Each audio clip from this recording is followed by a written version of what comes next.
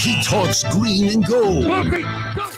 This is the Huddle with Bill Michaels. How are we looking on a Wednesday night? The Huddle is back at it.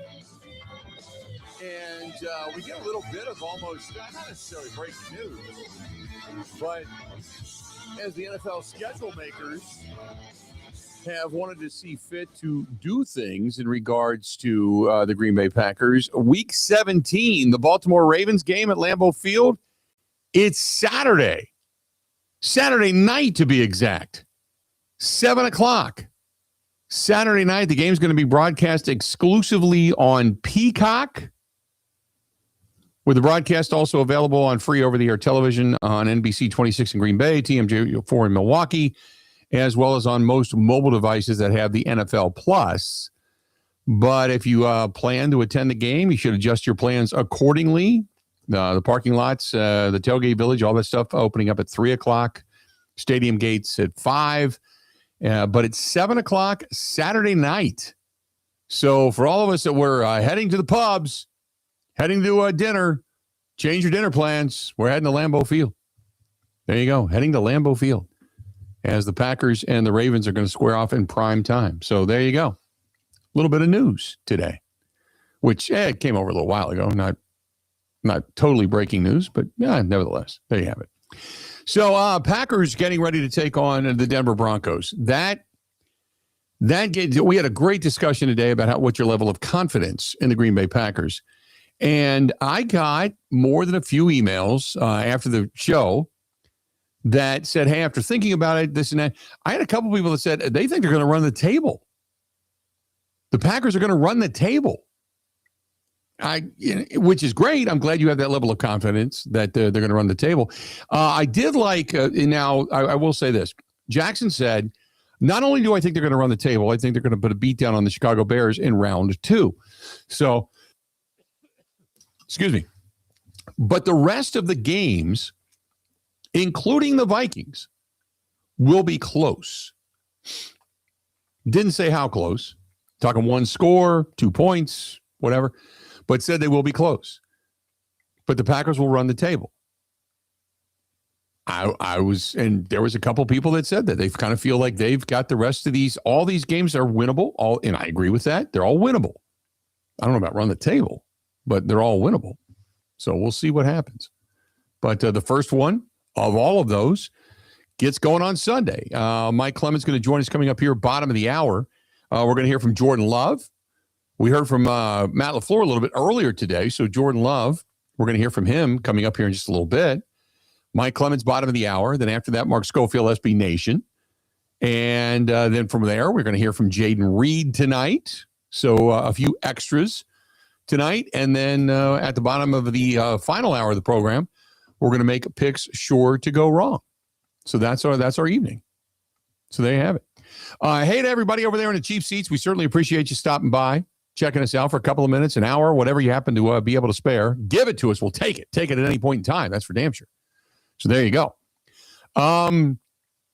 Also, by the way, this was another piece, and this is from Bill. Bill wanted to know what's going to be in Chicago. I heard something about Friday, not Saturday. What is going on? So this is what is going on the weekend that the Packers go down to Chicago. The Packers are playing on Saturday. We're going down on Friday. We're just going down to hang out. It's not like we got anything planned. We're just going down to hang out. Myself, Mike Clemens, our staff, whatever. We're going down to hang out and probably have a dinner or whatever. But after the game on Saturday, over at the Shy Bar, inside the Sheridan Grand Riverwalk, that's where we're going to be. We're going to be hanging out there. So come on by and say hello after the game. And then from, I think it's 10:30 until midnight, we're going to be entertaining you in some way, shape, or form, in some facet. We're going to be talking Packers and Bears, and hopefully talking about a Packers win. So, yes, thanks to you for asking. We're going to be down there in Chicago. Grant Bills, how was the Wisco Sports Show this evening? Oh, it was good. A little Badgers with Jesse. Talked a little bit about Giannis too. More Giannis than just talking about the Bucks. Apparently, his guys all came to defense saying this meeting never happened. This whole thing it never happened. I don't know. It's coming from somewhere. I'm just a little tired of it. I just don't want to chase this thing around for the next couple of weeks or this whole season. So my point is like, Giannis, if you want to go, man, let's just have it out. Well, here's the other thing. I mean? He's hurt.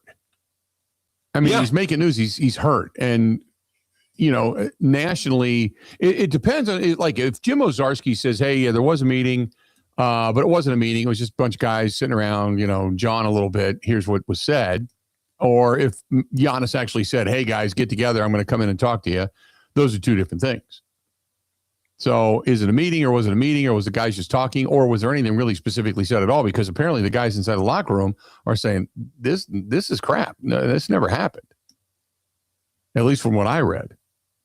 I mean, I know we do football here, but in that Giannis sense, it didn't seem like it even happened from some of the guys in the locker room.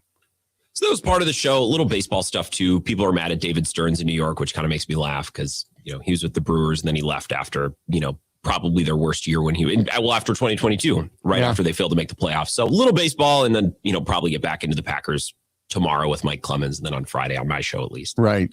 Yeah, the David Stearns things I never had a problem with. I mean, they left after a bad season, but I think there was a couple of things. One is Mark Attanasio just threw him under the bus during the whole Soto deal and what happened with the Brewers reliever at the time. God, what was his name? Terrible. Josh Hader. Josh Hader. Thank you very much. I knew it gave me game. I kept thinking something else in my head. But with the Josh Hader deal, Mark Attanasio threw him under the bus. Plus, it's New York. It was his dream job. He got to go back home. Oh yeah, I don't fault him for going to New York. I don't have a problem with that at all. I just wish he would have made more good moves here before he left. Right. That's my problem. I don't care. Well, again, you kind of think to yourself, well, could he? How many moves did he want to make that he couldn't make? Hasn't stopped Matt Arnold. He's made plenty of good moves on a limited budget, I don't know. So anyway, we talk about it all the time with like Goody. I mean, sometimes it takes two to tango. Who knows? Maybe he didn't want to give up what other teams were asking for. I don't know. But, hey, they were successful. They had, a bunch of runs at the division and obviously the postseason. It's just never obviously materialized. And it still hasn't. I mean, they're coming up with better records. They're just doing the exact same thing in the playoffs. One and done in the playoffs. So whether or not they can actually take that next step, we'll have to wait and see. So, but the Packers back at it today. And in case you did not know, other than the fact that the Packers announced about the game time change, but the Packers injury report came out today. Now, some interesting stuff on the injury report. Defensive lineman Brenton Cox Jr. with the groin issue was limited, but he's coming back off of the IR. He's designated to return. Marshawn Lloyd, the running back, had the calf. See, here's the thing. Grant, correct me if I'm wrong. Didn't Marshawn Lloyd go down with what was considered to be a hamstring? At the time, yes. Is there a new injury? It was a injury report come out today. A calf injury. Limited participation. Then there's Colin Oliver, who had the hamstring. He's designated to return from the IR. He's a defensive lineman. He was limited today. Jordan Love, he's got the shoulder, full participant. Josh Jacobs with the knee did not participate today. My guess is they're just giving him rest. That's my guess. That it's sore, obviously in the cold. They just said, you know what, take your time. My guess is he's still going to be back, unless this thing just all of a sudden blew up and we didn't see this coming. But Javon Bullard limited today. He's got the ankle. Kingsley Angabari with the knee. Matthew Golden with the wrist. Josh Jacobs, as I mentioned, didn't practice today. And then the other ones were Jaden Reed with the shoulder, limited today. Jordan Riley limited today. Zach Tom limited today. He's got the back. Lucas Van Ness was back with the foot issue. He was limited today. Christian Welch, the linebacker, coming back with the concussion. He was limited today, still in the protocol. Dontavian Wicks with the ankle limited. Savion Williams with the foot issue limited today, who did not practice last week and ended up not playing in the game the other day. But a long laundry list of guys that were limited. But meanwhile, the Denver Broncos, 4 guys on the injury report. Nate Atkins, the tight end, he's had a knee. He was limited. Pat Bryant, the wide receiver, did not practice because of he's had a hamstring issue. DJ Jones, the defensive tackle, has got an ankle. He was full. And then Ben Powers, the guard, He had the bicep, I don't know if it was torn or strained, but he had the bicep injury, and he's ready to come back off, or just about ready to come back off of the 21-day practice windows opened up for him coming back off the IR. But that's it. They got 4 guys. Packers have like 12 to 14 on their list, but you kind of really, you shadow it. You're not quite sure who is and isn't really that banged up to where they're not going to play. Looks like everybody else will, but that's just a thought. And to get Lucas Van Ness back, just as a rotational guy, would not be a bad thing. Don't you just want to see Lucas Van Ness come back completely healthy just to be able to show what he's got? Yeah, fill in on that rotation along the front, right? Especially now with Wyatt out. Like, yeah, he doesn't need to be a stud. Just get in there and be in the mix and see if you can make a play here and there. Absolutely, right. Just to see what he's got, something, anything. At this point, because this season for everything. And I'm rooting for him because he's such a good guy. So great to talk to. Nice guy, the whole thing. I'm rooting for him, but you just want to see what he's got. What's in the tank, man? If there's anything there, because there was a lot of talk about him, taking that next step and being there this year. And he was going to be the guy. And it just hasn't come anywhere near close to panning out. So you just want to see Lucas Van Ness get back in there and just be able to, at the very least, just even if he plays 10 snaps, make him a really productive 10 snaps. That's what you'd love to see. That's what you'd love to see. Hey, one other note, speaking of football and announcements today, because we go to Super Bowl every year, fans can now register for the Super Bowl experience presented by Jersey Mike's and the Super Bowl opening night, fueled by Gatorade. The tickets and registrations now available. You go to superbowl.com/experience tickets for all the information. But the Super Bowl stuff is now starting to drop. Super Bowl stuff now starting to drop. Oh, and the other announcement, the NFL, they say they are going to, in 2026 and 2028, they are going to play again regular season games in Munich, Germany. Munich, Germany. They're going to go back to Germany in 2026 and 2028 to play regular season games as a part of the multi-year partnership with the city of Munich. So I'm sure that thrills everybody. Nothing like being able to go and see a game in Munich, Germany, when you could probably see it right here in your own backyard. Yeah, that's something you've always wanted to do, isn't it? I mean, unless it's over there during Oktoberfest. If you get to go to Munich during Oktoberfest and see like a Packers game, that'd be a 2-for-1. That'd be a hell yeah. But otherwise, no, baby, not going to happen. Not going to happen. Only the 4th time in franchise history, the Packers are facing a team that is entering the game on a single season winning streak of 10-plus games. 10-plus games. Going all the way back to 1934 against Detroit. Seattle had it going on in 2006. And then 2024 at Detroit. Only the 4th time. It's the 4th December game between these two teams. Holding a 2-1 advantage is the Green Bay Packers, by the way. So there you go. Good stuff. All right, when we come back, let's do this.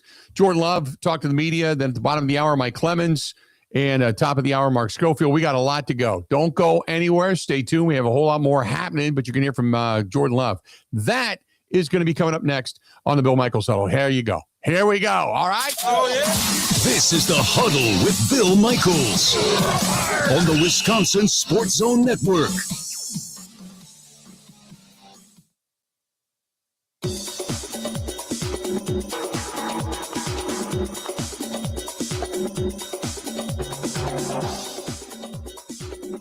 Bill Michaels will resume in 3 minutes.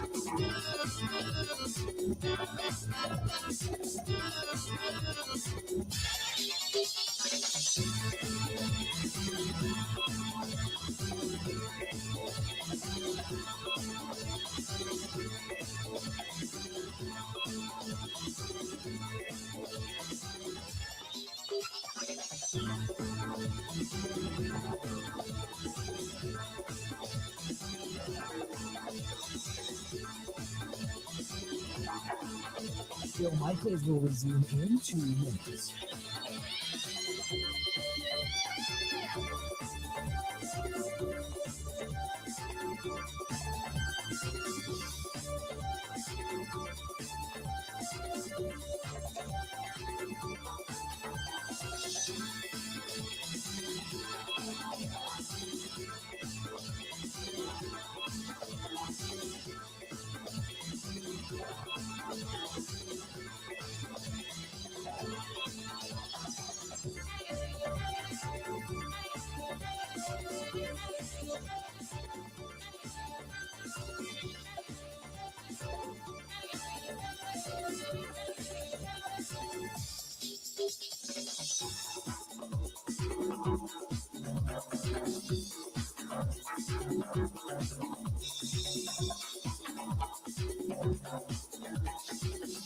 Bill Michaels will resume in 1 minute.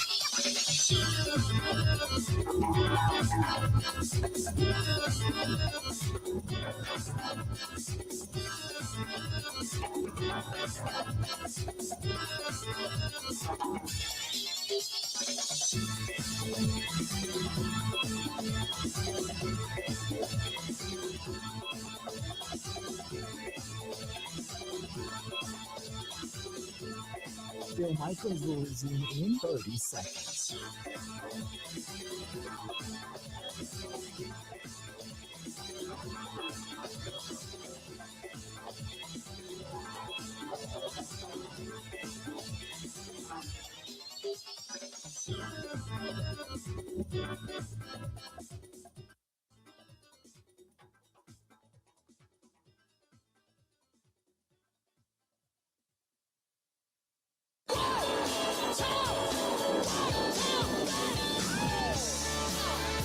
Welcome in Wednesday night, Huddle night.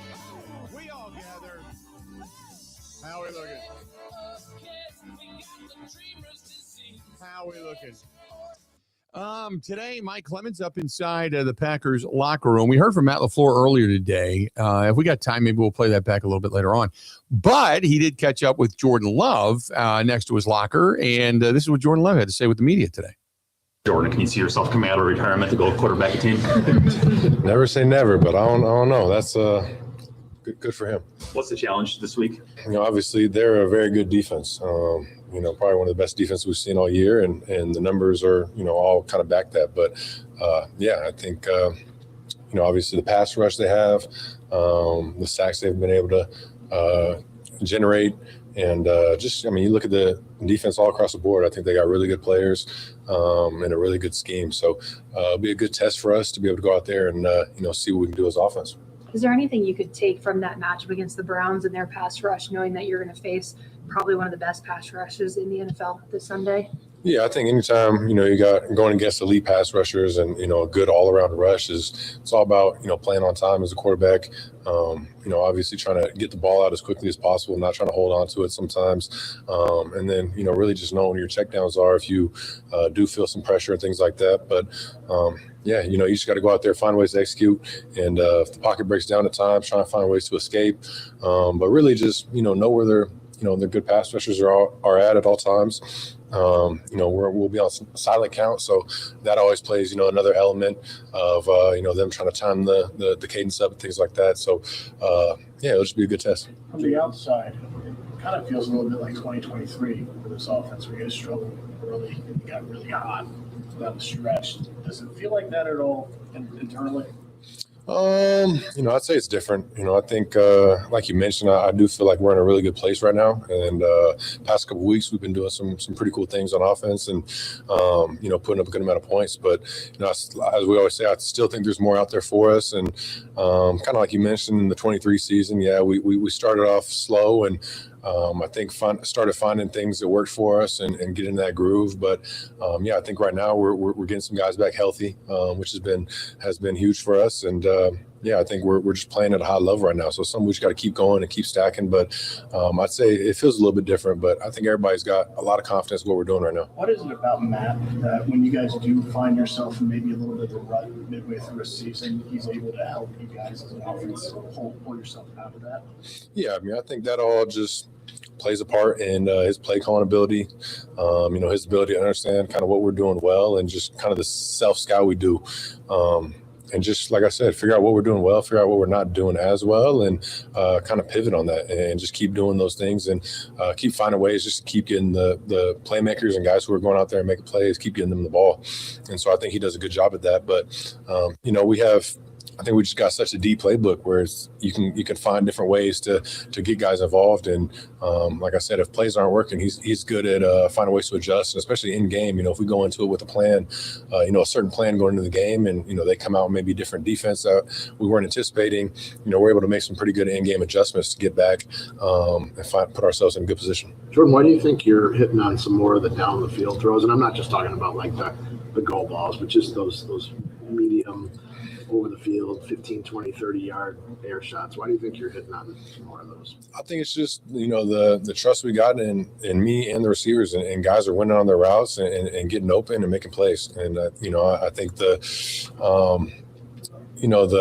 our relationship, everybody just, knowing where we're going to be, having that timing down. And obviously we've had a lot of guys who've been in this offense for a while, and just the trust to know where guys are going to be at, how they're running certain routes, I think is all there. It all plays a part in that. But, I think, I always try and do a good job of just making sure I give guys a chance, and guys are making plays on, if it's a 50-50 ball, if it's, wherever the ball might be. And I think a big part of it is just the receivers winning on routes. Do you feel like you've gotten more accurate? Because your off-target percentage is much, much lower than it has been in the past. Definitely. Definitely is some, I've worked on. And like I said, I think just the more reps you get, understanding where you need to put certain balls on certain routes, and the type of coverage you're seeing, just knowing where to go with it and feeling comfortable at the timing and the trust of the receivers. I think all that plays a part in that. So I definitely feel comfortable right now doing everything. And, it's something that I just try and be as accurate as possible, be the best QB I can be on every play.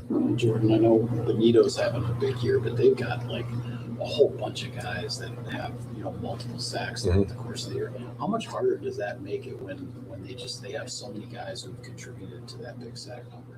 Yeah, I mentioned before, but I think they have a really solid group all around. It's not just one guy that you can finger point out, but, all around that defense, and especially the D-line, you look at it, they got playmakers and guys who are making plays and winning their one-on-one matchups. So, it's a little bit different than, maybe a team that only has one solid edge rusher that you're trying to make sure you get chips and lock down that side. But, you kind of got 5 guys who've all won at different times versus different teams. So, we just got to do a good job up front. I got a lot of confidence in our line. They've been doing a great job. And I think even they've been getting better and better as the season's gone on in pass pro. So, like I said, it'll be a good test. Generally speaking, when you can make those checks at the line of scrimmage, is that behind that decision, is that all film work? Is it the matchup in the moment? Is there a field component to it? All the above? Like, what goes into some of those decisions? I mean, I think it's all the above. I think it's, the work we put in meeting room, throughout the course of the week, game planning for a team. And the coaches do a good job of showing us all these different looks and making sure we have a plan for whatever we're going to see. And obviously it comes down to us being able to go out there, recognize, what coverages we're getting, and everybody be on the same page when we start making checks to the line and just being dialed in so we can pick some of the protection stuff up we need to pick up. And then obviously the receivers will be able to go out there and win some of the routes. But it just takes everybody being dialed in. I think that's another area that, we've grown in. Everybody being in this offense for a little while now has been able to grow. And we've had moments where, we've got burnt and we haven't been able to, score touchdowns, maybe if a team brings all out. And I think you just got to learn and grow from those moments. I want to ask you about Matt. What's going through your mind late in the first half Sunday when you're getting ready to go back on the field, trying to put a 2-minute drive together, and you see the clock draining down the way it was? When the defense on the field, you're saying? Yeah.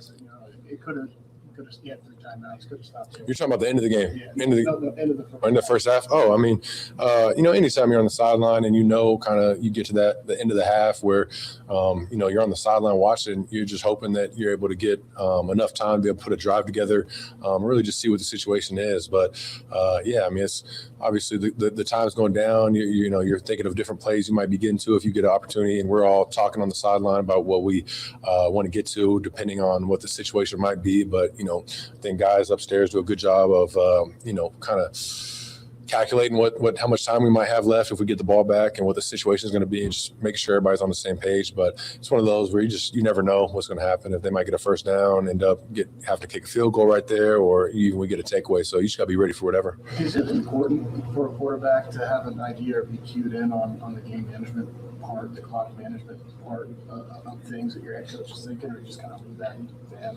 No, definitely. You definitely got to be keyed in at all times. I think that's a very important part of playing the QB position.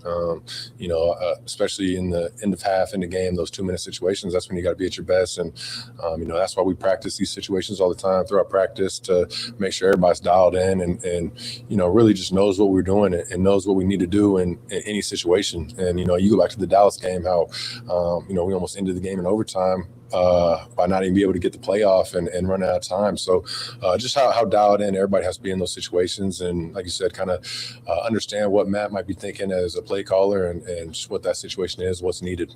Jordan, for you, you haven't turned the ball over a lot this season, but anytime you have, you've responded, you could say, in a big way. Have you always had that, I guess, shake it off mentality since you played, or has that just kind of grown over time? Yeah, I mean, I think, you can say I've always had that. I think it's something that, every quarterback has to have. Every player on the football team has to have. It's never going to be perfect out there. You'll make a mistake at some point, no matter, what situation it is. As a quarterback, put the ball in harm's way, throw an interception. You got to be able to bounce back at all times and, have tough skin, move on, and just play the next play at a high level and try and forget it, learn from it, but at the same time, forget about it and not let that carry over and, hinder, your performance or your confidence and throwing the ball downfield. So something you just got to keep going. We had that joint practice session last year in Denver. Could you see then that maybe they had things coming along in their defense?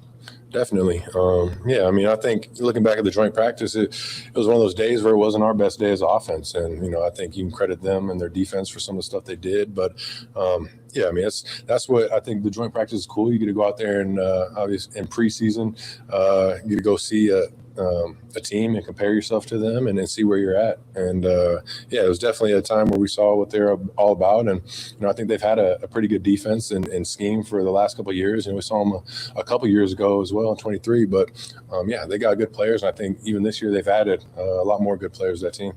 What makes Surtain so good? Yeah, I think he's just a smart corner. I think you look at his technique and everything he does it at a very high level. But I think the next step for him is just his ability to kind of read what the receivers are doing and just, play that sticky coverage. There's sometimes you see on film where he's breaking on things before the receivers even kind of breaking. So I think it just goes into, his film study, his knowledge of the game and his confidence in himself. But yeah, I think he does a lot of things at a very high level. You've had quite a few of those games like Sundays where you had 8 possessions, 9 possessions. Does that increase the pressure when you go out there knowing that you only get another couple shots at even if it's the third quarter? Definitely. You always, anytime you go back on the field, we have the mindset where we got to go maximize every possession. We always want to finish every drive in the end zone. If not that, we want to finish with a kick, a field goal or but you always got to maximize every drive. And like you said, the thing we've been seeing the past couple weeks is teams been putting longer drives together and trying to run the ball, do different things. So, I think in that case, you just you never know, when might be your last possession. So you just got to try and maximize every time. There you go. That was Jordan Love, Packers quarterback. And some interesting stuff there because Mike Clemens brought up a good point where they were there last year. And he said, look, they had a really good day against us, defensively speaking. We didn't perform well, weren't really at our best. But nevertheless, they remember that. Remember, they played a preseason game and had joint practices out there in Denver. So they got to look a little bit at how things were run and how they went about their business and got a little bit of up close and personal, we'll say, tape on them. But nevertheless, big one coming up this weekend. All right, let's do this. We'll go ahead and take a quick break. When we come back, that guy you heard ask that question, Mike Clemens, he joins us live in Green Bay next. Let we go. This is the Huddle with Bill Michaels on the Wisconsin Sports Zone Network.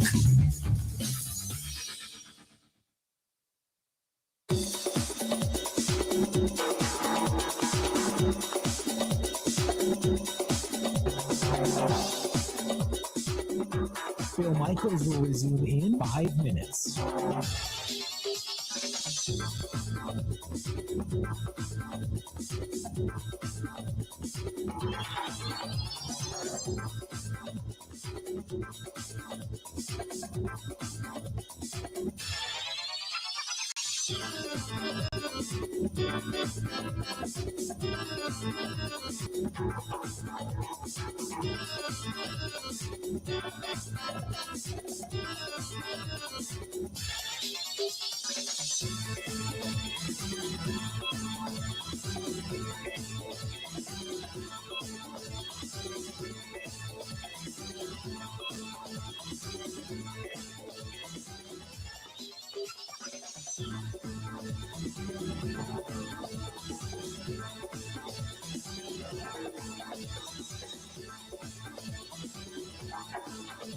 Bill Michaels will resume in 4 minutes.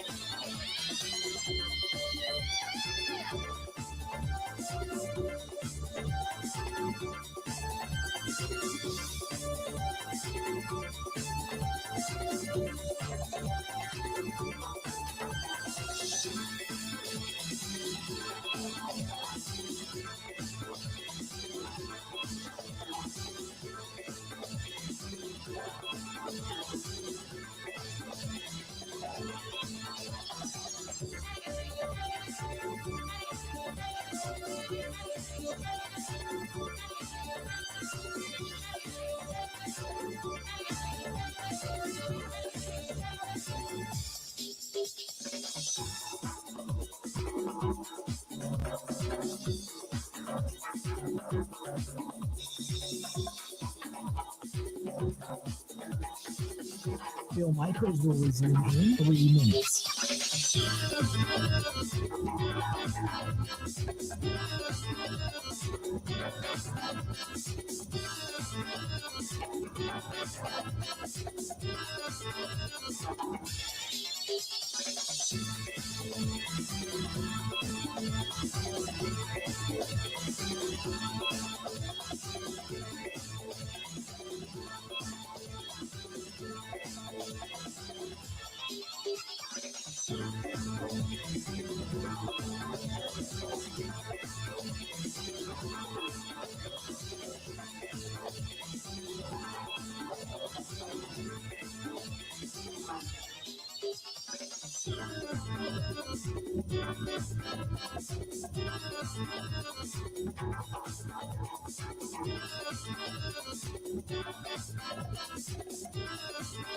Bill Michaels will resume in 2 minutes.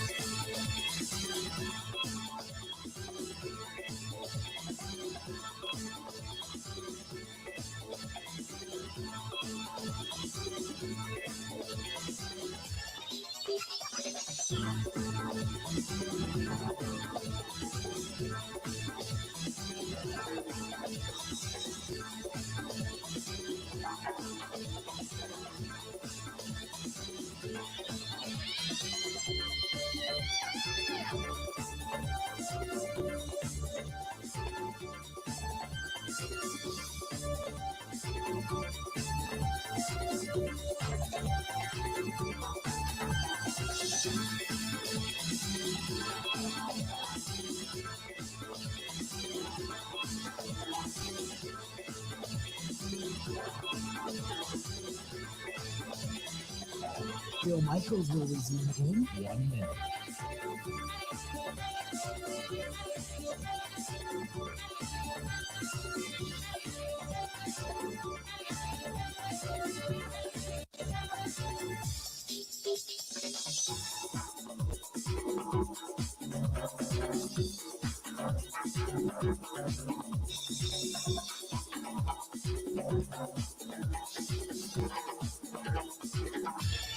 Bill Michaels will resume in 30 seconds.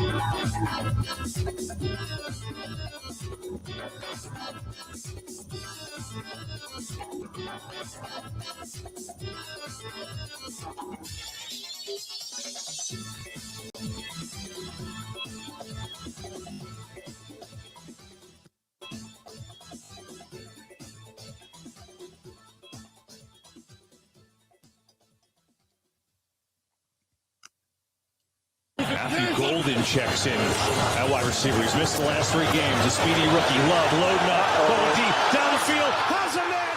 It's caught. Touchdown. Bo Melton in the pass. Here's Melton in the slot. It's kind of a variation of cover 2, but there's nobody on the back half of the field. Welcome back. Bill Michaels Huddle on a Wednesday night, hoping to warm up just a little bit. Frigid temperatures coming in this weekend, but not out in Denver. Forecast is for upper 50s, low 60s this coming weekend. In the meantime, we do head northward, and we talked to our guy, Mike Clemens, who is joining us now on the hotline. Mike, brought to you by our friends over there at the Bay Motel in Green Bay. Bay Motel Green Bay with quiet, cozy, comfortable rooms, only a mile from Lambeau Field, and home-style cooking in the restaurant. Don't forget, go to baymotelgreenbay.com. That's baymotelgreenbay.com. Call them direct, 920-494-3441, 920-494-3441. That is our buddy Mike Clemens on the line. Michael, how you doing today, pal? I'm good. The last time that we covered a regular season game in Denver was a close match. It was Jordan Love's first year at quarterback. They ended up losing it, but and Russell Wilson was the quarterback. And so, there's that elevation thing. You can feel it. Just kind of walking around. Takes a day or two to adjust. But then the other thing I couldn't get over was, I think there was like a Sunday noon start or 1 o'clock start out there, whatever. But how bright it was that day. It happened to be a sunny day. It was earlier in the season. Yeah. It just, it seemed brighter. And I said that to Jordan Love today. It's like I said, not only the elevation there. Yeah, the air, right. You feel a little gassed. I said, did the sun seem brighter? And he looked at me like I was nuts. Okay. That's like a high sun in Arizona. It's the same way. It's a high sun in Arizona. Sure. Maybe for you, Yeah. Like for a second there, I felt like one of those old guys in Florida with those, great big jumbo black sunglasses that where, you get a Walgreens kind of thing. Okay, all right. Maybe you get a point there. Never mind. I'll shut up now. Very good. One of the things that we did talk though today to Matt LaFleur is this, and to Jordan Love is this. What's going on? All of a sudden it's bombs away. He's gotten into the zone now. 4 touchdown passes in Detroit against the Lions, 3 touchdown passes against the Bears the other day, like that one you just heard, 45-yard touchdown pass to Bo Melton. One of the things that was happening, though, in this Bears game is they were down a couple of guys in the secondary. And even today, LaFleur kind of slipped a little bit when he said, well, we call that play because, and he mentioned the name of the defensive back that had left. So they went right after it, right, when they made that kind of a substitution. But Jordan Love was asked today, with and there's another ball that he threw, by the way, and I can't remember who the intended was. It was on the far sideline in front of the Bears bench, and it was a 50-50 ball. It ended up becoming incomplete. You didn't know if it was going to be offensive pass interference, defense. There was no flag. It just, it went incomplete. But he's chucking up a lot of 50-50 balls, don't you think? And what you're seeing? Yeah, I see them. There's a couple of them where I've thought to myself, oh my God, it's going to get picked. So yes, there are circumstances where they're just tossing it up, so to speak. He was asked today, do you feel you're more accurate right now with the deep ball? I think it's just, the trust we got in me and the receivers, and guys are winning on their routes and getting open and making plays. And, I think the our relationship. Everybody just, knowing where we're going to be, having that timing down. And obviously we've had a lot of guys who've been in this offense for a while, and just the trust to know where guys are going to be at, how they're running certain routes, I think is all there. It all plays a part in that. But, I think, I always try and do a good job of just making sure I give guys a chance, and guys are making plays on, if it's a 50-50 ball, if it's, wherever the ball might be. And I think a big part of it is just the receivers winning on routes. Do you feel like you've gotten more accurate? Because your off-target percentage is much, much lower than it has been in the past. Definitely. Definitely it's something, I've worked on. And like I said, I think just the more reps you get, understanding where you need to put certain balls on certain routes, and the type of coverage you're seeing, just knowing where to go with it and feeling comfortable at the timing and the trust of the receivers. I think all that plays a part in that. So I definitely feel comfortable right now doing everything. And, that's something that I just try and be as accurate as possible, be the best QB I can be on every play. Mike, and I think that's what it comes from, is not only is the accuracy better, but I think he trusts some of these guys. I mean, look, you go back, there was a pass, a 50-50 ball downfield. I think it was Bo Melton. Knew he couldn't catch it. So he went up and just broke it up. So, he's kind of like, okay, look, if you can't catch it, I trust these guys to at least knock it down and break it up. And so I think that's where the receivers have to come into play in that, when you talk about not trusting just going to get the ball, but also knocking it down if it's going to be intercepted. Here's another thing. Jordan said the other day, we were talking about the January 5th game at the end of last season, at the start of this year, where Christian Watson's running in the middle of the field, and he's looking up, and all of a sudden he goes down, and the Bear defenders are running and say, "Oh, he's in trouble," and he has the torn ACL. Mm-hmm. And after the game, with that victory, in that same kind of, here we are like a year later at Lambeau against these Bears and Caleb Williams, and now Christian Watson has a big game, and that was important because they didn't want to talk about it. Like, here's that first game back. You're sort of back at the scene of the crime. And Jordan said, yeah, we were just sick about that. And he's admitting, when Christian Watson went down in that game, they ended up losing a game they really didn't need. They were going to the play. It messed with their heads. It messed with their heads. To watch Christian Watson hauled off before they're going into the playoffs now. Like, what are we going to do without him? So then the start of this season, you get the brilliant performance against the Lions. And now you're beating up the Commanders, which everybody thought was going to be, last year's Cinderella team. That was a big win at home. But Jaden Reed goes down. And then that's this punch in the gut, like, okay, now it's a foot and a broken collarbone. He's going to be gone a long time. So what happens? Tucker Kraft emerges. And then when Kraft goes down, again, you can sense it took a week or two for these guys to figure out, well, what are we going to do now? And it's almost like when Jaden Reed came back and they used him on the first play, it's like the whole offense went back up a step, right? Mm-hmm. Like, all right, this is our answer to that gap with Tucker Kraft out there. So today we talked to Jaden about, is the Packers offense, getting hot late in the year, like you did back in 2023 when you had that run against the Cowboys and, ended up losing the 49ers, but after losing 4 in a row?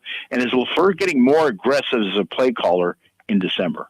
Actually, it does. Me and Christian talked about it on the sideline during the game, so it definitely felt like old times, rookie year towards the back end of the season. So you guys got red hot that year. Yeah, no doubt. Start. Yeah, until late. Yeah. What is it about, Matt? Yeah, I think it starts with us, man, just earning his trust. Being out there, going out there doing practice and executing all the plays the right way. Because rookie year, we were all over the place, I can admit, including myself. So just being able to execute at a high level, that's just earning his trust, and for him to be able to call whatever he likes. And, it's our job to go out there and do that. I don't disagree. I mean, look, they're starting to kind of heat up. And if you look at Matt LaFleur's record, Mike, from week 12 on, which has been a big statistic that the Packers were putting out, that he's the best coach in the NFC and the third best coach in the entire NFL record-wise from week 12 on. And it seems like this offense, the offensive line's coming together a little bit better. Like, things are, I don't want to say necessarily great right now, but they're certainly trending in the right direction. Where were these passes on a sunny day earlier this season in Cleveland against, the Cleveland Browns? Where was this offense? So, and it's that playing with your food kind of play calling, where now it's like 13-13. Oh, God, and then your quarterback throws a pick in your own territory, and Joe Flacco goes down, and they take the lead. That mess.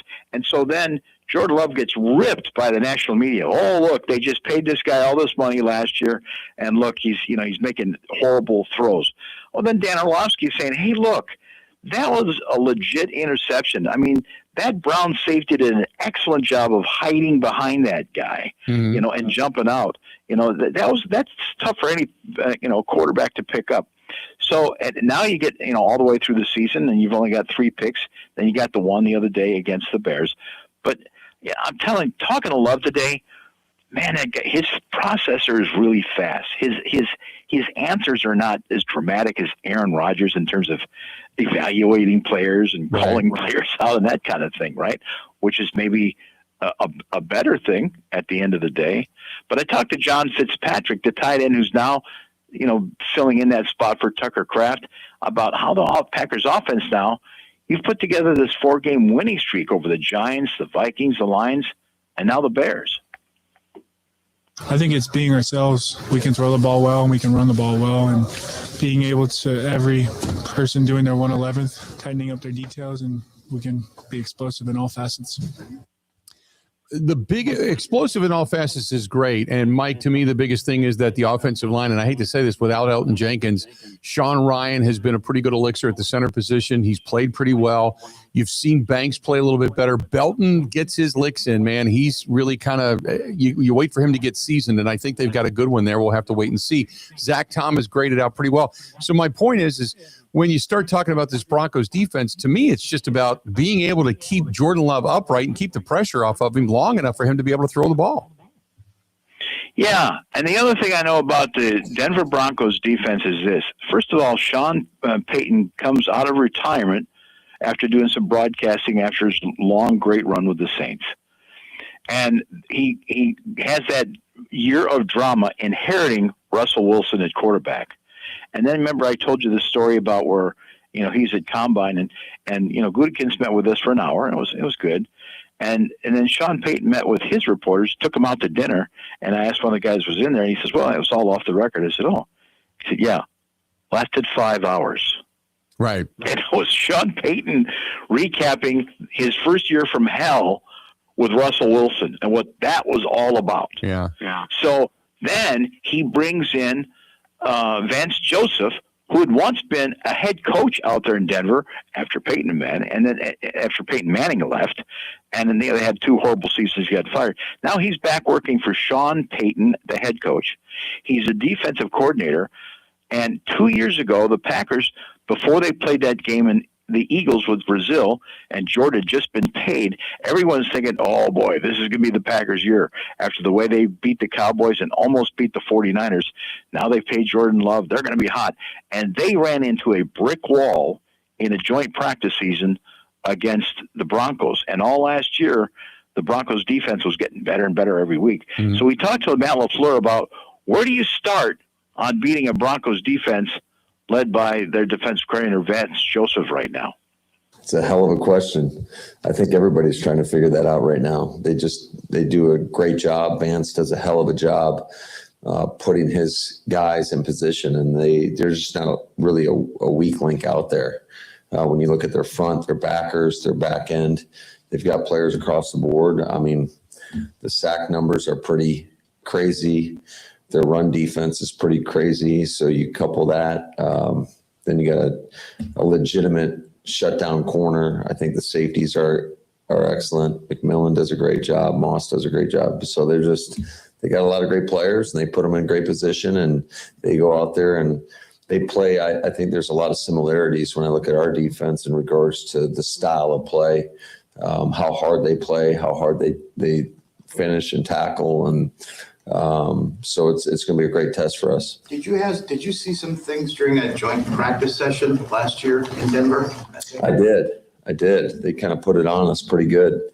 And it was, it was a new or I shouldn't say new, but were they all new there then last year? Or Vance? No. But, you know, I didn't know a ton about that defense at the time. And, yeah, they were legit.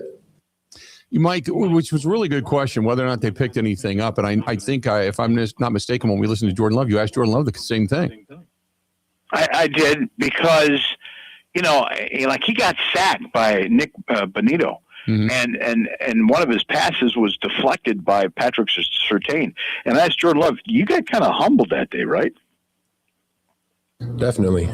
Yeah, I mean, I think looking back at the joint practice, it was one of those days where it wasn't our best day as offense. And, you know, I think you can credit them and their defense for some of the stuff they did. But, yeah, I mean, that's what I think the joint practice is cool. You get to go out there and obviously in preseason, you get to go see a team and compare yourself to them and then see where you're at. And, yeah, it was definitely a time where we saw what they're all about. And, you know, I think they've had a pretty good defense and scheme for the last couple of years. And we saw them a couple of years ago as well in 23. But, yeah, they got good players. And I think even this year they've added a lot more good players to that team.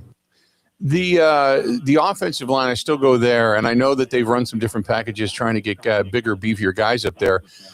You know, I just want to see this offensive line just keep getting a tick better each and every week. Yeah, and when you go against a Broncos defense this season that already has 55 sacks as a team, there's 4 or 5 guys that are contributing to that. There was a great play on Sunday against the Bears where you saw Sean Ryan, the center, have to go and help out Aaron Banks. And here comes Edwards, the number 53, the big middle linebacker for the Bears, kind of rushing right up the middle. And you know who popped him one? I mean, a great fire plug block was number 30, Chris Brooks. And that, I asked Rasheed Walker, you're going to need help against these guys from your running backs and your tight ends to put off that Broncos pass rush, right? It's important for everybody to communicate, for everyone to pick up their man, because as long as everyone blocks their time, we have a chance. But it takes all 6 of us, including the running back, as far as protection, so J. Love can do what he has to do.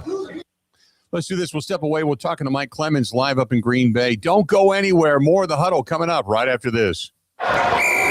This is the Huddle with Bill Michaels on the Wisconsin Sports Zone Network.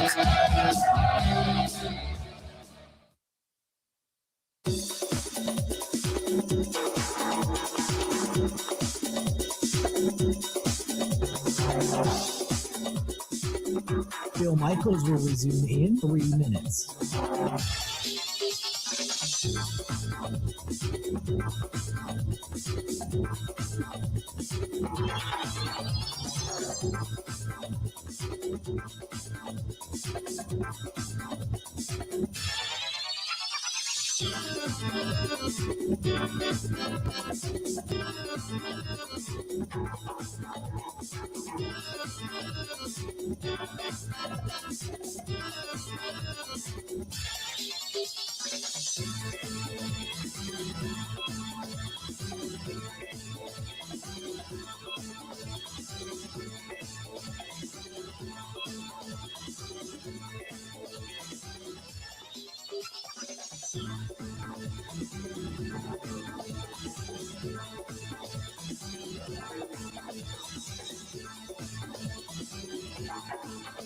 Bill Michaels will resume in 2 minutes.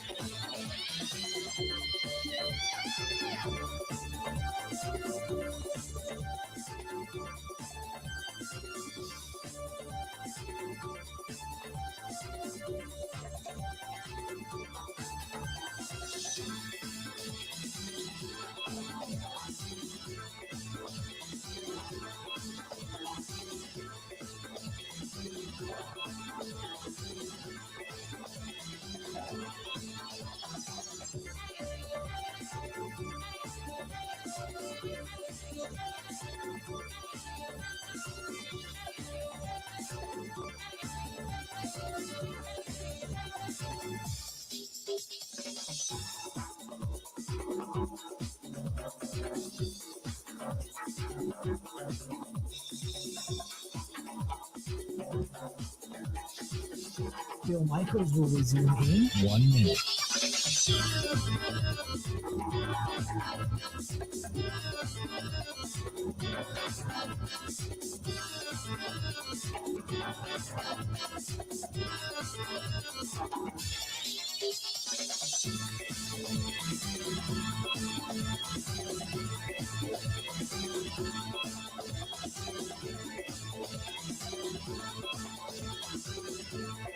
Bill Michaels will resume in 30 seconds.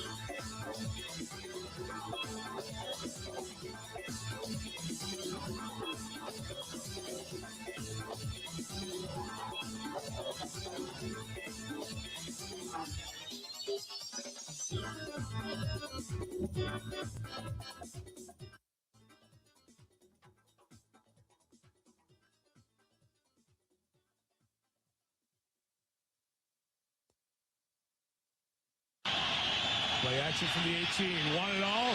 Deep down the field. It is holding by Greg Jennings. The Packers win in overtime. Unbelievable. Brett Favre does it again. An 82-yard game-winning touchdown to Greg Jennings. And the Packers are 6-1. Once again, off the play action, Brett Favre. He knows he's got the single receiver to the outside, the isolation route. Greg Jennings beats Dre Bly. An outstanding throw from Brett Favre. The ball came out of the sky. This thing hung up in the air. Who said Favre doesn't have the arm, the cannon? Look at him. He's excited. He's got it. This is exciting for Brett Favre. What a way to end a terrific football game. He's the guy you want on this stage. He beat Bly once in the game. He beat Bailey once in the game. As you said, Jaws, he had underthrown passes last week against the Redskins. You stood out on the field with him. He said he put his toes on the 50 and hit the pylon with a laser. So the arm is still there. No problem. Who else would you want on center stage in a circumstance like that? And in one play, boom, ball game. There you go. Brett Favre to Greg Jennings. That was a hell of a combination. Joining us live at Lambeau, Mike Clemens. And Mike, this is a good team. I don't know if Bo Nix is their big-time leader, but this is a good football team they're going to play on Sunday. Yeah, I had a clip that I was going to play for LaFleur. I'm going to skip, and we'll play it maybe next time. But because LaFleur is talking about what, hey, listen, what Bo Nix has got going for him as a young quarterback is he's got Sean Payton as a play caller. So that's why they haven't been losing games. But, these Broncos, the last 4 games that they won included 2 wins against this hapless Las Vegas Raiders team. They beat the Chiefs, and of course they're struggling, and they beat the Commanders in Washington on a Sunday night game where I thought for sure Dan Quinn was going to pull off that win at home over Denver. But, it went into overtime, and the biggest takeaway I got from Denver's defense that night was not necessarily big plays. They just wouldn't go away. Right. They're like nagging. It's like filling gaps, always making answers, always making you have to go 3rd and long. And Marcus Mariota was making some incredible plays with his feet and his arm to keep alive. But at the end, they just came up short. They wore them out. And that's why the Broncos have won 10 games in a row. Yeah, and they're undefeated at home. That's the big thing. They're undefeated. They've 11 in a row. They have 11 in a row at home. Yeah. And that game against Favre, that's the last time the Packers won in Denver. Right.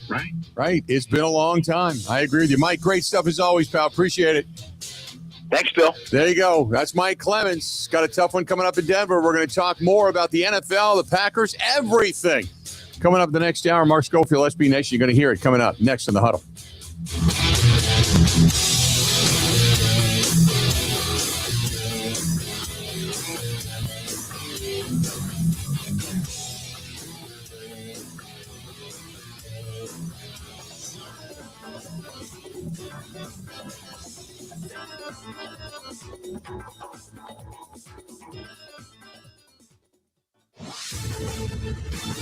This is a Wisconsin Sports Zone update. Well, the Packers returned to the field today for practice.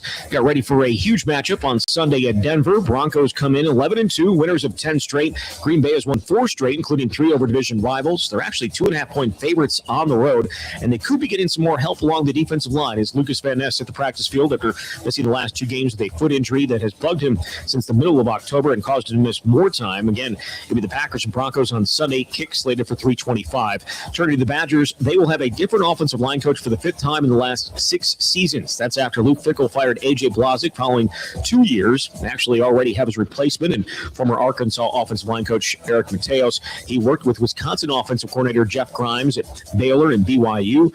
Arkansas was one of the top rushing offenses in the country this past season. Meanwhile, 6 Badgers have hit the transfer portal already, including former starting linebacker Tackett Curtis. The transfer portal doesn't officially open until January 2nd.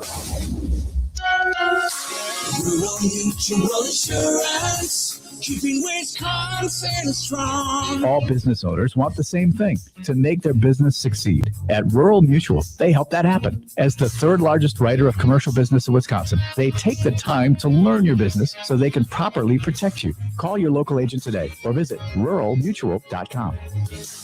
Rural Mutual Insurance, keeping Wisconsin strong. Well, the Badgers are in Nebraska. It's where they're going to take on the unbeaten Cornhuskers tonight. Nebraska actually ranked number 23 in the country. First time they've been ranked since 2018. Wisconsin comes in winners of 2 straight, including a blowout of Marquette this past weekend. Tip is set for 8. And the Bucks are going to be back in action tomorrow when they face off against the Celtics at Fiserv Forum. With this Wisconsin Sports Zone Network update, I'm Zach Heil-Prin.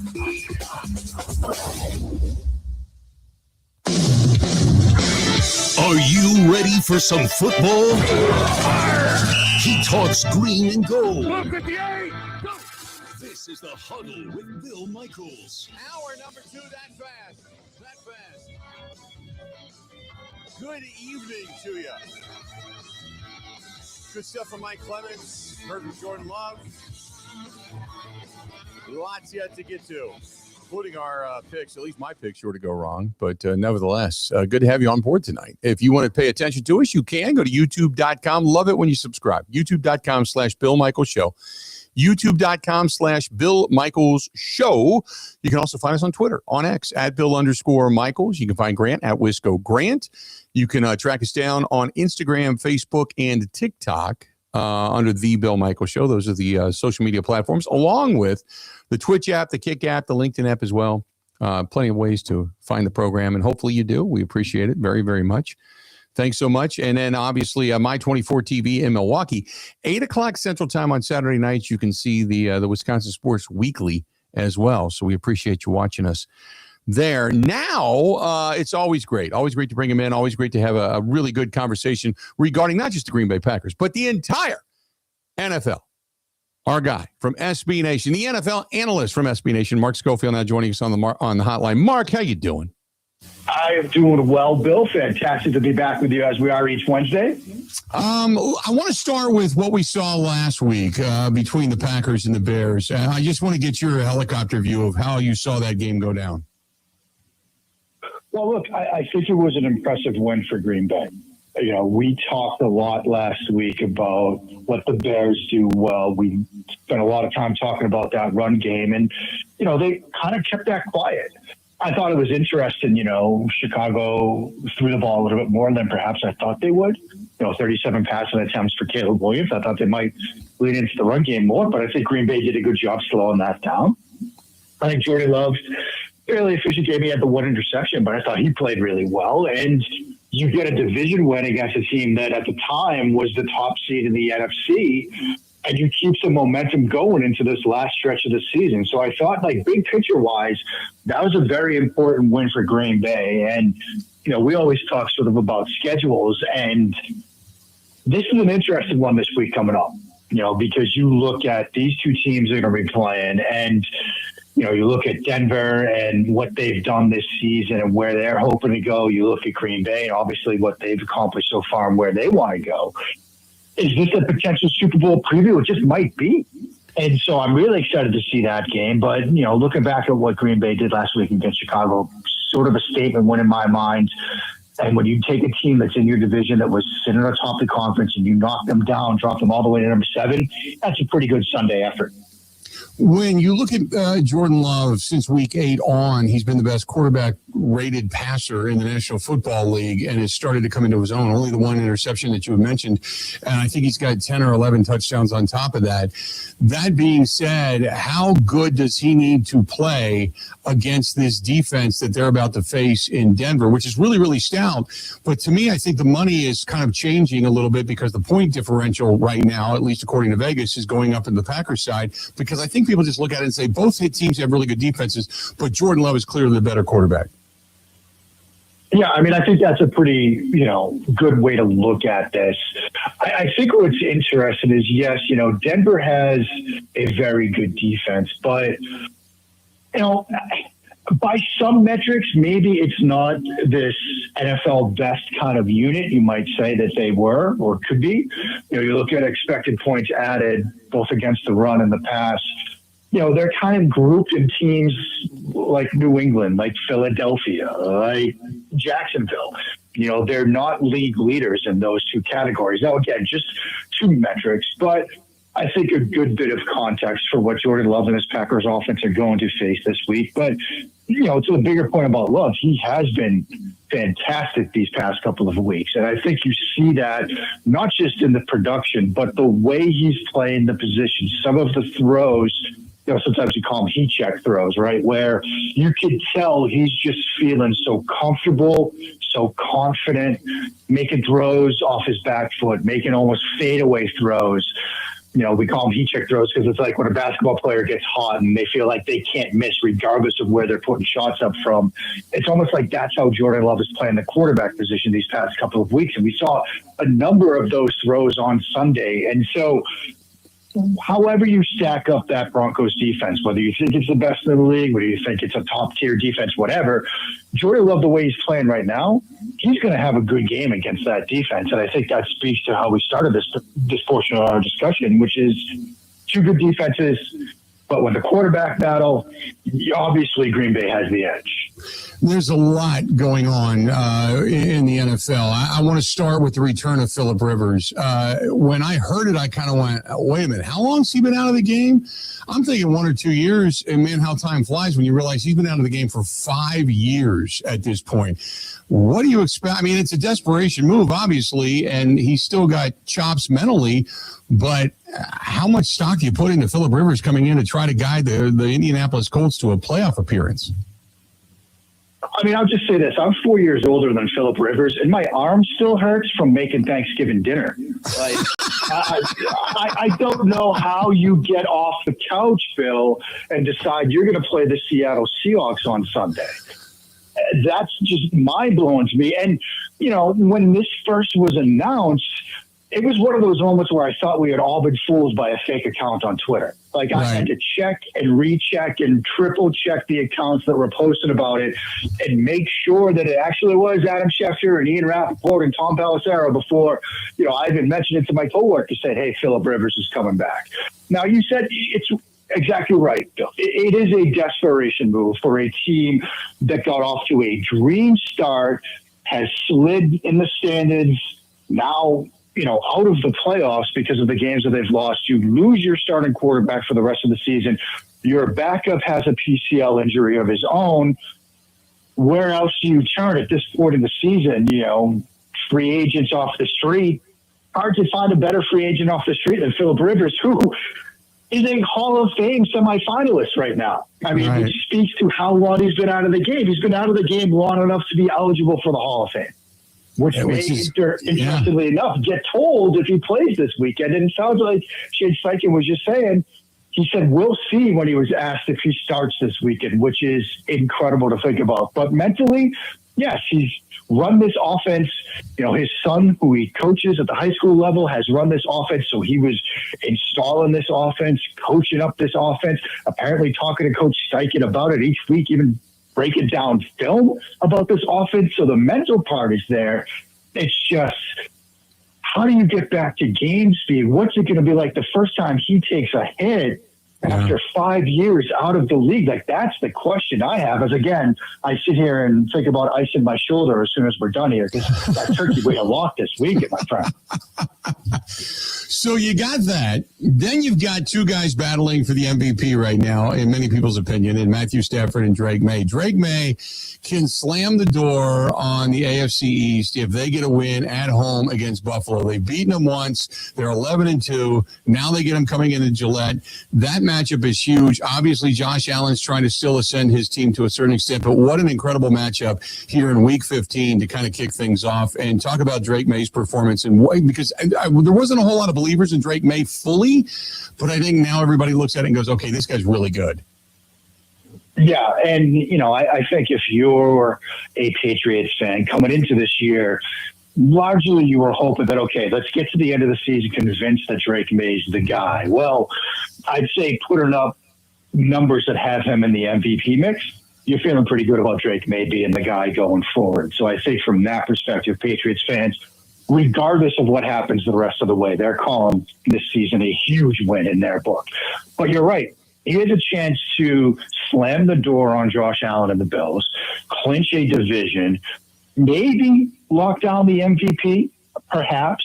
I still think it's going to be a very close race with him and Matthew Stafford. And this is the sort of moment for the Patriots where you're coming off the bye. And yes, there's that aspect that they're playing with house money. Nobody thought you'd have a season like this. It's a dream season. But at the same time, you hang around the NFL long enough, you start realizing that you don't want to squander moments. You don't want to squander opportunities like this one. Just think about how Commanders fans felt after last year's NFC Championship game, right? You're probably thinking as a Commanders fan, well, hey, we didn't expect to be here, but we got Jaden Daniels. He's going to be great. We'll be right back at it next year. And here they are on the verge of shutting them down for what is going to be a lost season. I always think about Dan Marino, too, right? He loses to Montana in that Super Bowl, and people think, oh, he'll be back. It's start of his career. He's going to be great. He never got back. So, yes, it's been a great season for the Patriots. And, yes, there's that element of them playing with house money. But you have a chance to knock out a division rival. You have a chance to clinch the division. You have a chance to stay in line for the one seed. And, hey, if Green Bay beats Denver and you beat Buffalo, you've got a very good shot at locking down the first overall seed and the bye. Yes, they're playing with house money, but you don't want to waste opportunities in the National Football League because you never know when the next one's going to come around. As for Buffalo, look, they're a different team than they were when these two teams played back in Week 5. You look at the passing game they were running back then, it was more downfield. It was more with the wide receivers. That Week 5 meeting, I think Josh Allen only had 37% of his throws within 5 yards of the line of scrimmage. Over the past 2 weeks, he's had almost 70% of his throws near the line of scrimmage. He's had the fourth most screen passes these past couple of weeks in the National Football League. They're now an offense that's run through the backs and the tight ends. So it's going to look a little bit different than when these two teams met back in Week 5. So I think, I don't know if we'll see the same results, but you're right. It's just an absolutely massive game to kick things off here in Week 15. The AFC North, is there any team that anybody should fear once they get to the postseason? It seems like they're all bad. They're just good enough to not be totally bad. You know what I mean?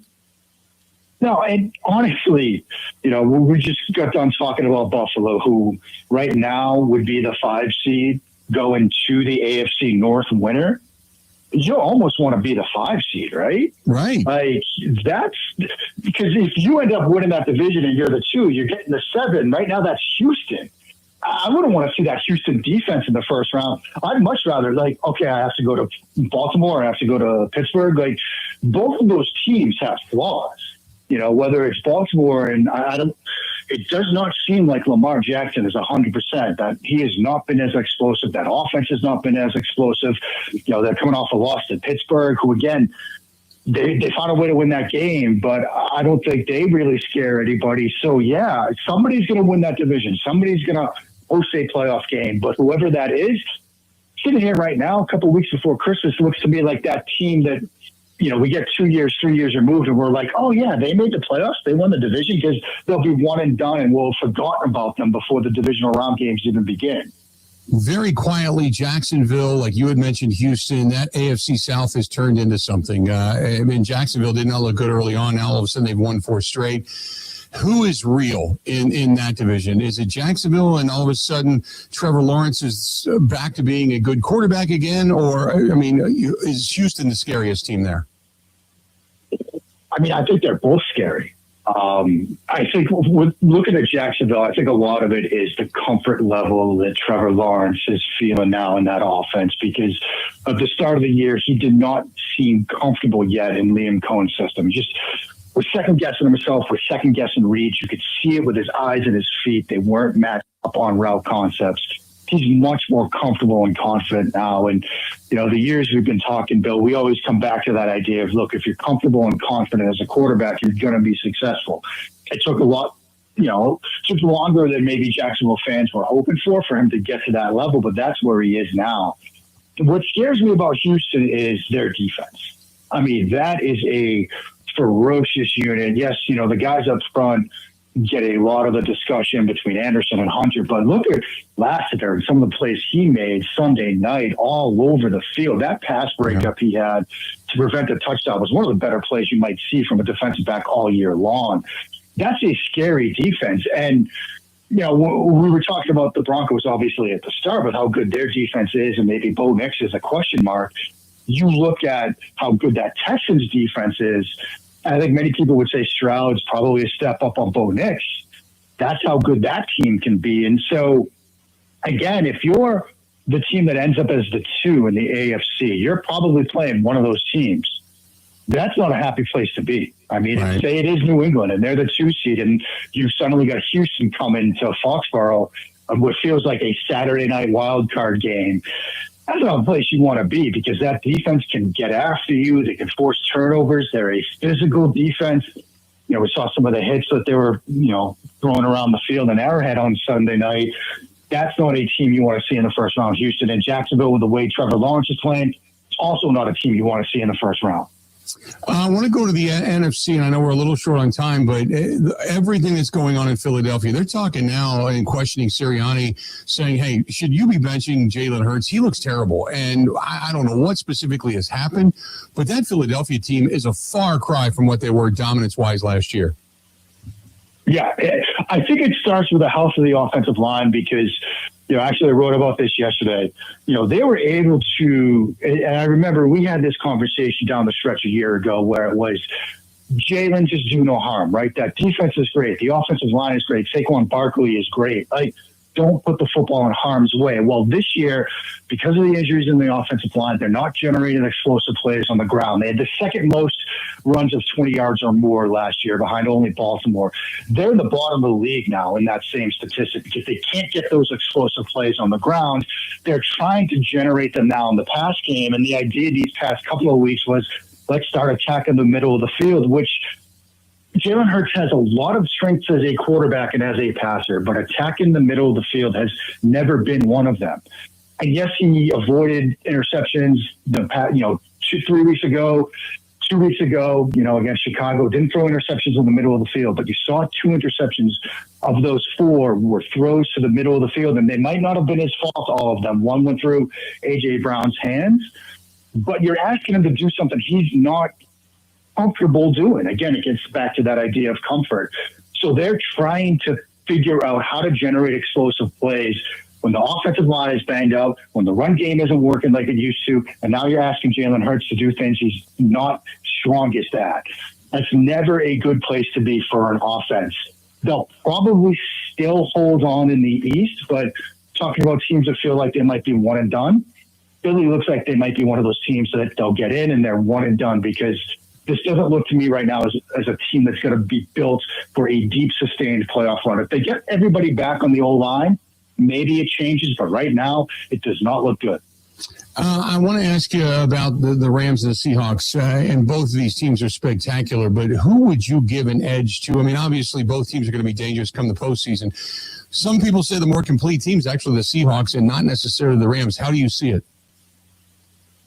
These are 2 very evenly matched teams. I think you might want to give a slight edge to the Rams offense, and, just looking at offenses, a slight edge to the Seattle defense, just looking at defenses. That Seattle defense is, again, it's just one metric, but looking at expected points added, on the defensive side of the ball, they're the league's best against the run.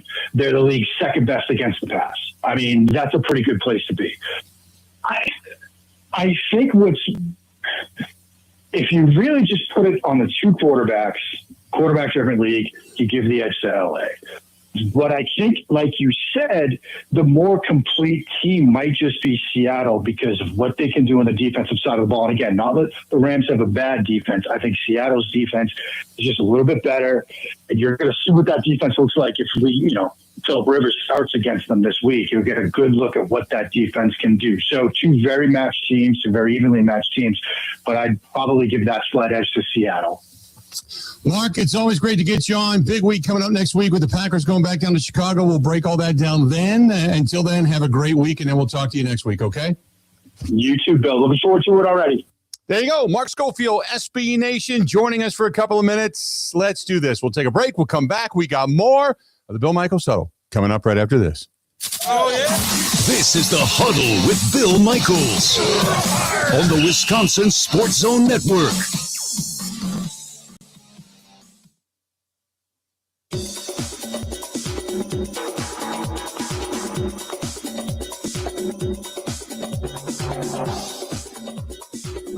Bill Michaels will resume in 3 minutes.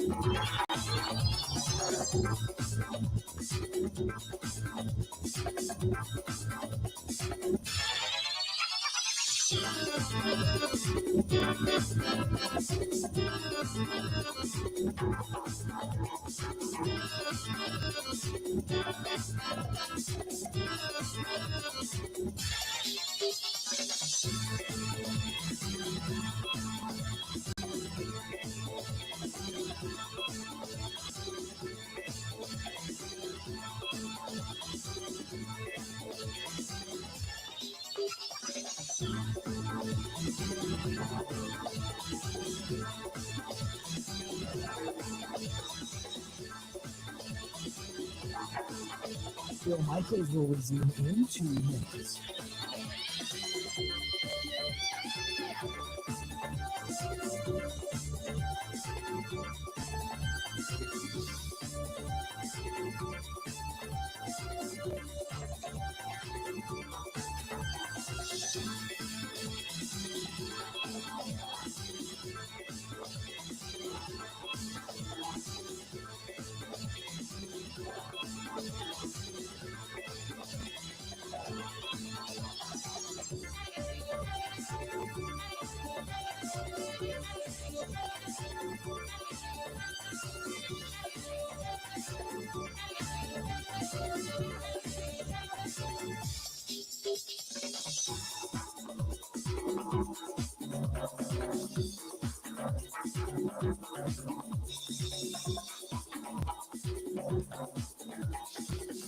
Bill Michaels will resume in 1 minute.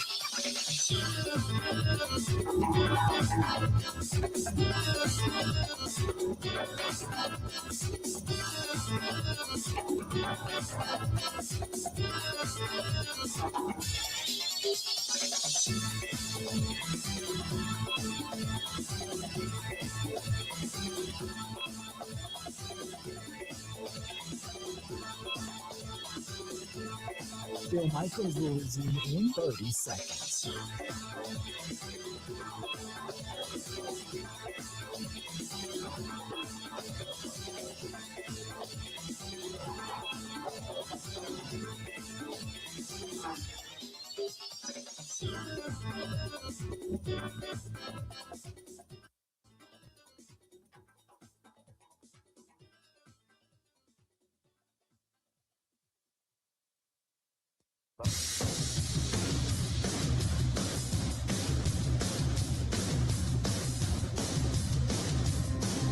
Welcome back.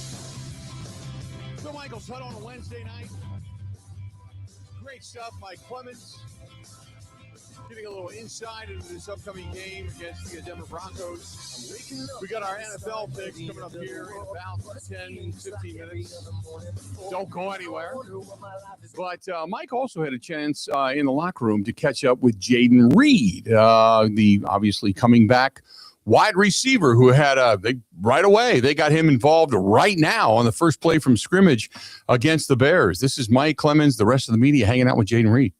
matters. The stakes this month is going to be huge. How much does that drive you? Really just being back out there, just knowing that they got me. I'm going to just give all I got, so that's just my main goal at the end of the day. So, it's not just going to be done with me. I got a lot of guys around me that work hard as well. So, So from a group standpoint, when you watch the tape of this Bears game, what did you see from the wide receiver group, from the passing attack with you out there, with Christian doing what he was doing? It was just a high level of execution. Everybody just doing their job, and everything else fell in place. So that's kind of what I seen Sunday.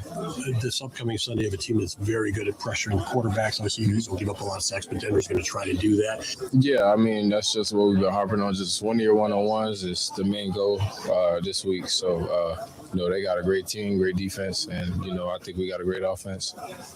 We just got to execute.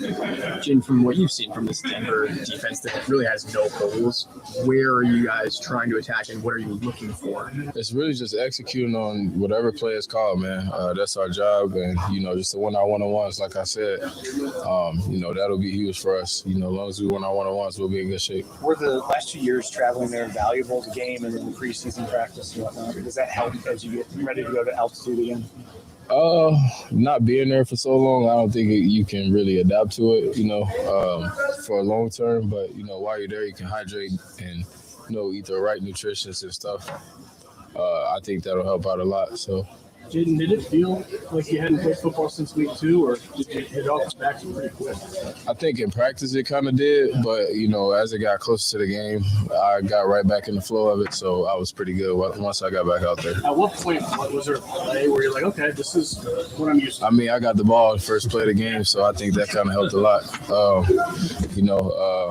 So, yeah. So you know that going into the game, or that was coming to you, was that intentional? Pretty much, yeah. Yep. You guys have been very supportive of each other in the wide receiver group. How much internal competition is there? Not to be better than the other guy, but like you want the ball. Somebody else wants. We just expect the best out of each other. I mean, that's at the end of the day, that's what we expect.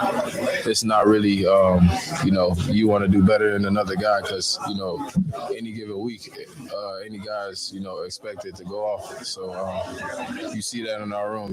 It's been spurts where everybody had their week where, they had a great performance, and we just got a lot of guys in our room that's able to do that. So you were thrown down hard a couple of times. Did you need that? Was there like any mental? Yeah, I was kind of trying to engage in a little contact. I did a few times in practice last week too, so I felt pretty good. So what's going on this race? There for the taking. Time to do something great. Yeah, I just think everything fall into place at the right time, and it's just our job to continue to execute and do our job for this home stretch because it's very important to what we got going into the rest of the season. So how good is that Denver defense when you turn on the film? Really good, man. They got a real good pass rush. They get home pretty fast. They got a pretty good secondary as well. Got some good physicality over there, so we just got to match the intensity. When you see a matchup with a guy like Sertan, just to see him, what's that like going against a guy like that?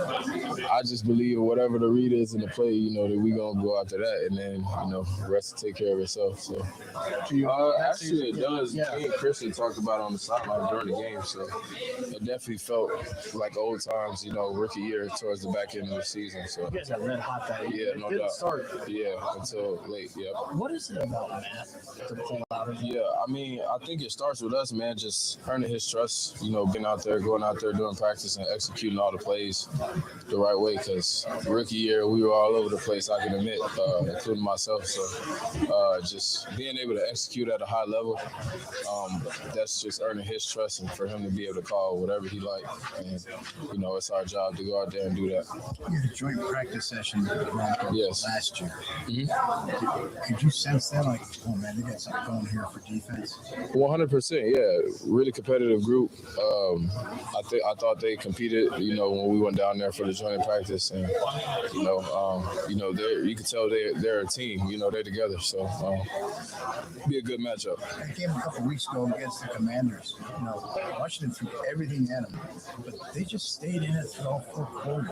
Right. I mean, that seems to be the way they play. Right? Yeah, I mean, that's what it's about, man. When you're in this league, in order to win, you got to be able to battle for 4 quarters straight. So, that's the test we got this weekend. I feel like we had that all year. So, you mentioned trust, obviously, from the coaching staff. Mm-hmm. How does that work for you? Like, is it important for players to have trust in the coaching staff? How does that work? Yeah, we got to go out there and execute and, make the play, in order to earn that. And so I think it's just kind of mutual things, we got to do to earn each other's trust.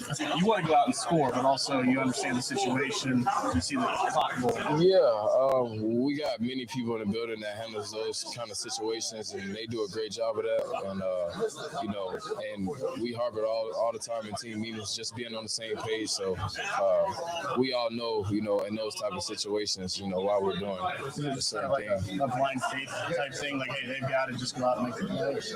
It's a lot of statistics behind it, but I don't know all of that. We got a person that do that for us, Connor Lewis. He does a great job with that. So, he, presents it every week. So, we're on the same page with it. Do you feel antsy at all in that situation? Like, oh, God, man, we're getting time to get 7. Not all the time. I just trust the process. Whatever, they call, I got to trust it. So, if you don't have juice, what is that? If you juice this, you use this.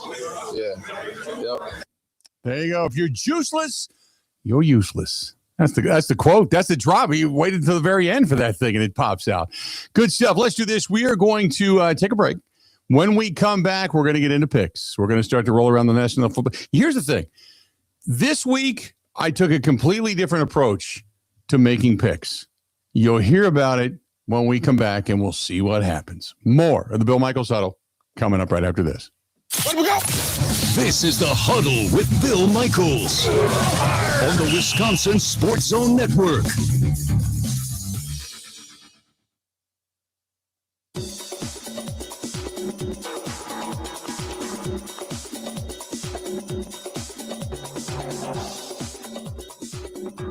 Bill Michaels will resume in 5 minutes.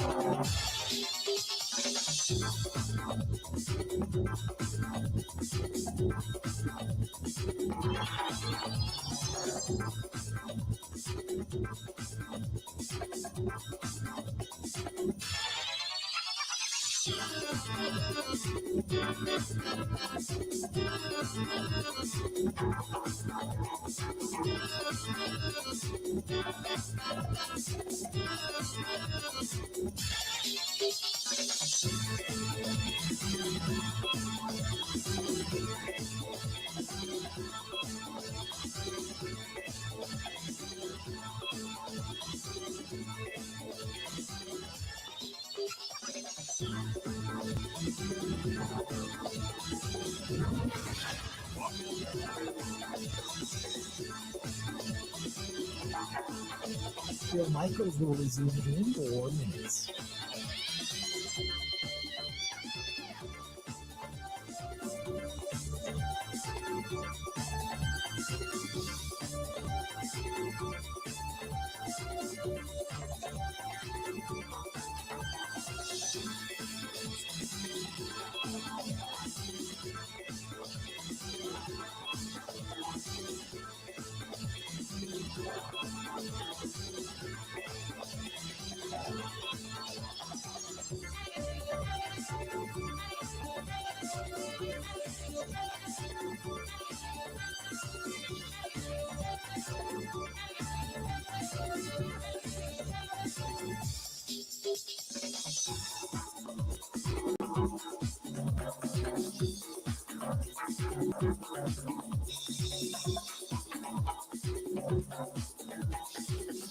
Bill Michaels will resume in 3 minutes.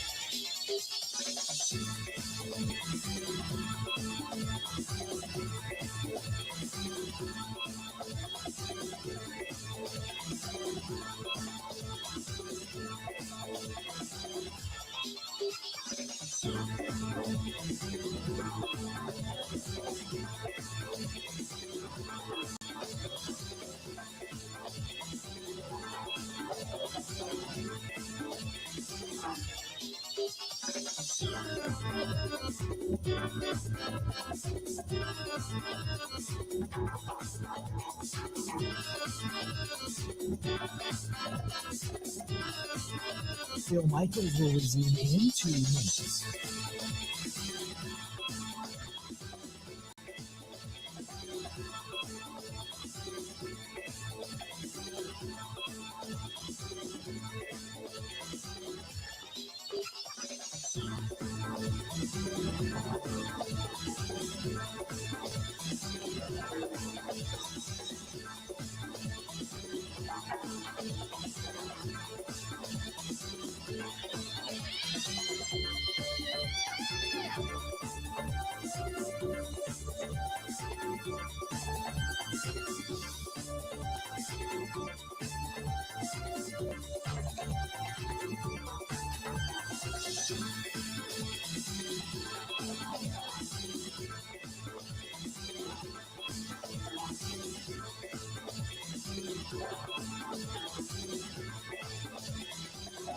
Bill Michaels will resume in 1 minute.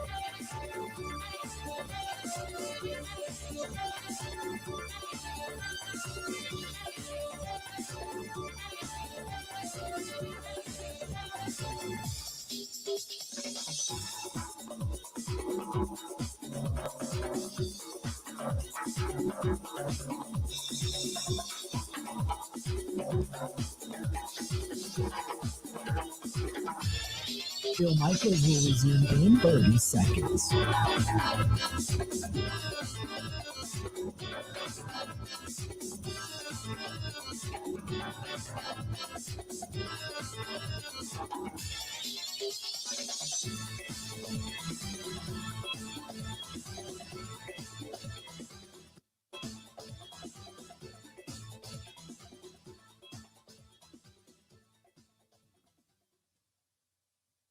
You got to hit it, make it, rock it, put it in the pocket. Hit it, make it. Welcome in, the one and all. Bill Michaels Show. The Huddle. Rocking here. And it's that time where we start to think, okay, we're going to make our picks. We're going to try to get them right. Every week I sit down, I go through the capsules.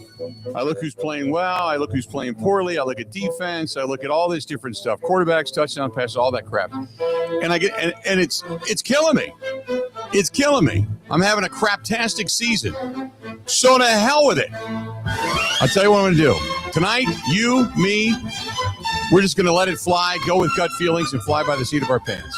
That is the night tonight. Grant Bills, what do we got? Well, we start tomorrow night. This is actually the second straight week. There's a Thursday night game I'm at least interested in. Last week was pretty great, but I'll take Tampa because I'm trying to figure out who they are, Bill. You know, they look like a legit contender earlier this year, and now I'm trying to figure out. They host Atlanta tomorrow night. They're favored at home by 4.5, and their wide receivers, it seems, are getting healthy. I'm going to take Tampa Bay just because they need it. They have to get a win. That's it. Nothing more than that. Nothing crazy. I hope they get their wide receivers back to make it even more of a for sure thing, but that's all I'm doing. I'm just going with Buccaneers because they need it. I'm not going to overthink it. I love by the way, I love this new approach. Very simple. The simpler, the better. Yes. I would agree. I'll take Tampa Bay too. I think they're better than they've showed, and Atlanta stinks, and it looks like Raheem Morris is going to get fired, and I think that team will sleepwalk. To Sunday, the Browns are in Chicago to play the Bears. The Bears at home favored by 7.5. Did you happen to see Stacey Dale's tweet earlier today? No, I did not. The weather at Soldier Field is projected to have a high of 10 degrees with wind chills around -10. It's expected to be one of the coldest games in Soldier Field history. Poof. I'll watch it in the warmth of my living room on TV. What's the spread? Bears -7.5. I'll take the Browns. Just for the fact that I think, one, the defense is extremely good. They're going to stop the run. They're going to force Caleb Williams, and it's supposed to be windy. And I did see the temperatures. I didn't see her tweet, but I did see earlier today the forecast for the weekend. So I'll take the Browns to cover. The Bears probably win, but I'm going to take the Browns to cover. And I'm going to be rooting like crazy for probably one of the first times and only times in my life that I'm actually going to be rooting for the Browns. I think the Browns too, because, I mean, with that weather, what's the score going to reasonably be, right? Like, it's going to be hard for and I think the Bears will win, and I wouldn't be shocked if they cover, but I think with those two defensive, specifically with Cleveland's defensive front, like, could this be a 13-10 game? Right. When all is said and done. I guess that's the shape of it for me. So I'll take Cleveland. I kind of like how you're thinking. The Chargers are in Kansas City to play the Chiefs. Funny. The Chiefs at home favored by 5.5. Nobody wants to give up on the Chiefs. Taking the Chargers. Chargers 9-4. Chiefs look like crap. Did you see the faces on the Chiefs the other night? They look tired. They look tired. They look beat, like they just know it's over. I'm taking the Chargers. And the Chargers barely escaped by beating Philadelphia, by the way. Yeah, but it's weird, man. Like, I heard everyone talking like, oh, Justin Herbert's with a broken hand and missing lineman. Like, I don't think anyone was looking for style points out of the Chargers, but they didn't blow me away, man. Nope. I'm never blown away watching Justin Herbert. I'm not going to lie. But I just think I'm with that you the on Chiefs this. are out. They just look defeated. It's almost crazy to me. They're 5.5 point favorites at home. Right. Even with the injuries to the Chargers, it just goes to show the power of the Chiefs and people wanting to bet on Patrick Mahomes. Buffalo at New England. This should be an awesome game. Buffalo's a road favorite, -1.5. God, it's tough to bet against the Patriots. It is. The Bills need it. They have to have it. Correct. And I don't think the Patriots get them twice, so I'm going to take the Bills. Just going with it. I'm going to take the Bills. I love this laissez-faire. It's like you're on a European vacation. Yeah. It's like we're just backpacking across Europe. We'll get wine at 1 p.m. I love this approach from you. I like Buffalo too. I think New England's awesome. They've won like 10 in a row. Yeah. Like at some point they got to be, one would think. Yeah. This seems like a likely spot. Due to lose in Buffalo has to win. So yeah, I think so. And if Josh Drake Allen May wins this, I think he vaults to the top spot. Now we got a good one coming up because you got the Lions on the road taking on the Rams later on. We'll get to that, but because the Rams have to face the Lions and then the Rams have to face Seattle, so Matthew Stafford's still probably likely to win the MVP. But if the Patriots win this game and go on to win the division, and maybe they lose just one more throughout the remainder of the season, Drake may win the MVP. Yeah, I think this would go a long way. And I'm pulling up the MVP odds because we're running a little ahead, but they don't want to load. Maybe they block DraftKings here at Midwest Family Broadcasting. I don't know. But I'll try to get that because I'm curious. He was first in the odds 2 weeks ago, but then they just had their bye. Yes. So by a matter of just sitting idle. Playing, yeah. I think Stafford overtook him, but it's close. It's those two right now. So this game would be huge. I like Buffalo. Washington is in New York to play the Giants, and the Giants are favored at home by 2.5. Taking the Giants. Just taking the Giants, just because. Commanders, don't forget Jaden Daniels hurt again. Marcus Mariota may get the start, may not. We'll have to wait and see. But I'm just taking the Giants. They're at home, and neither team impresses me. But we'll see what happens.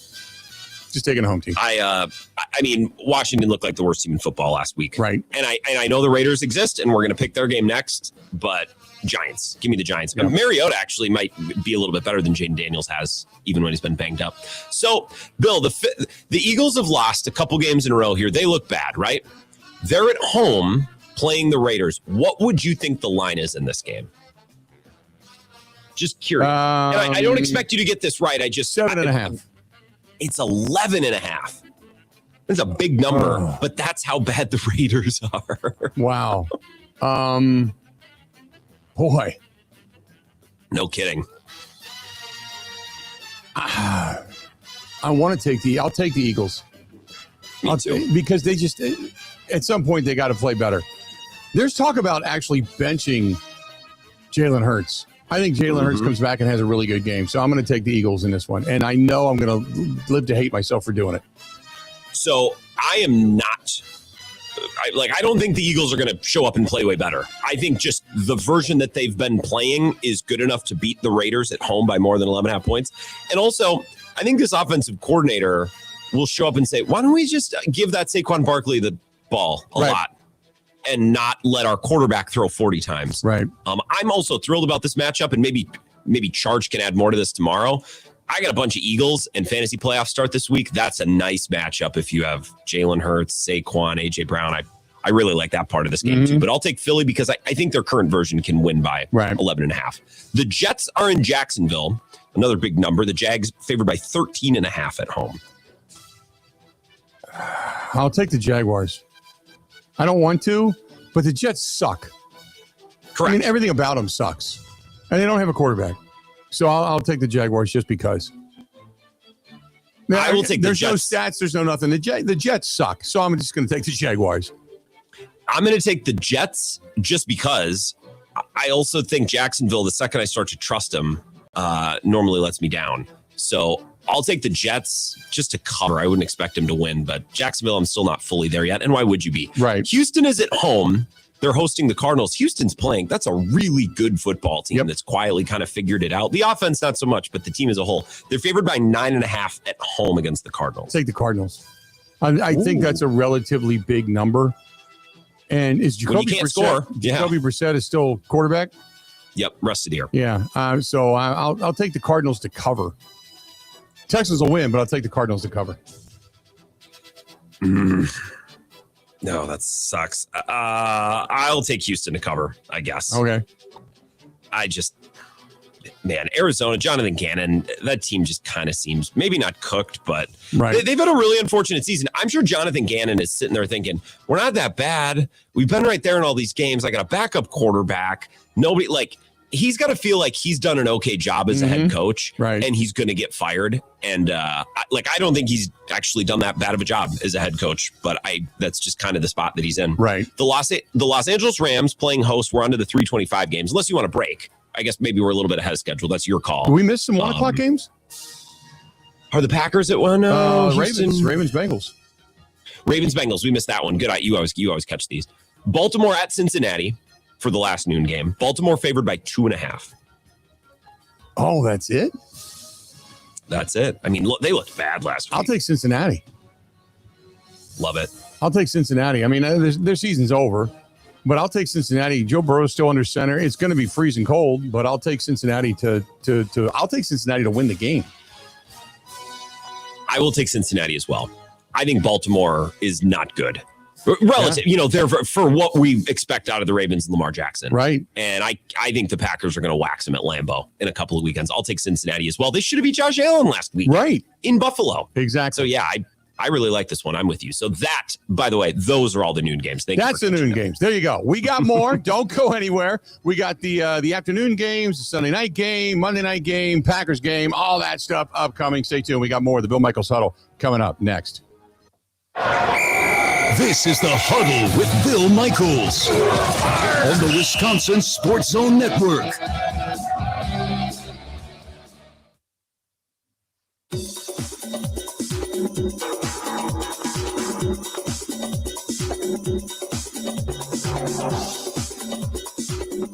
Bill Michaels will resume in 3 minutes.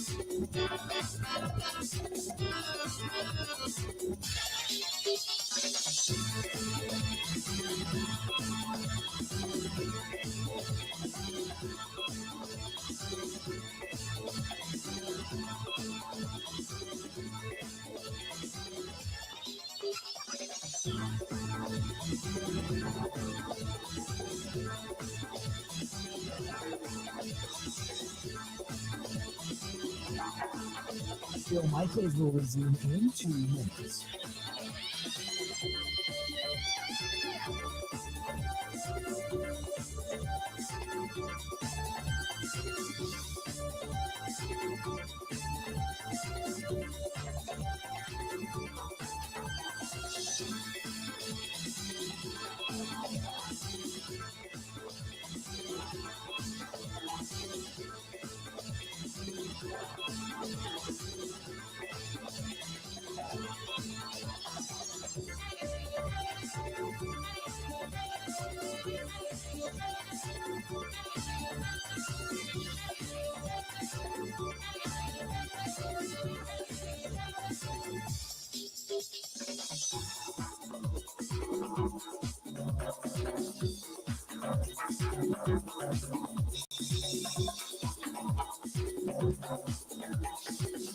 Bill Michaels will resume in 1 minute.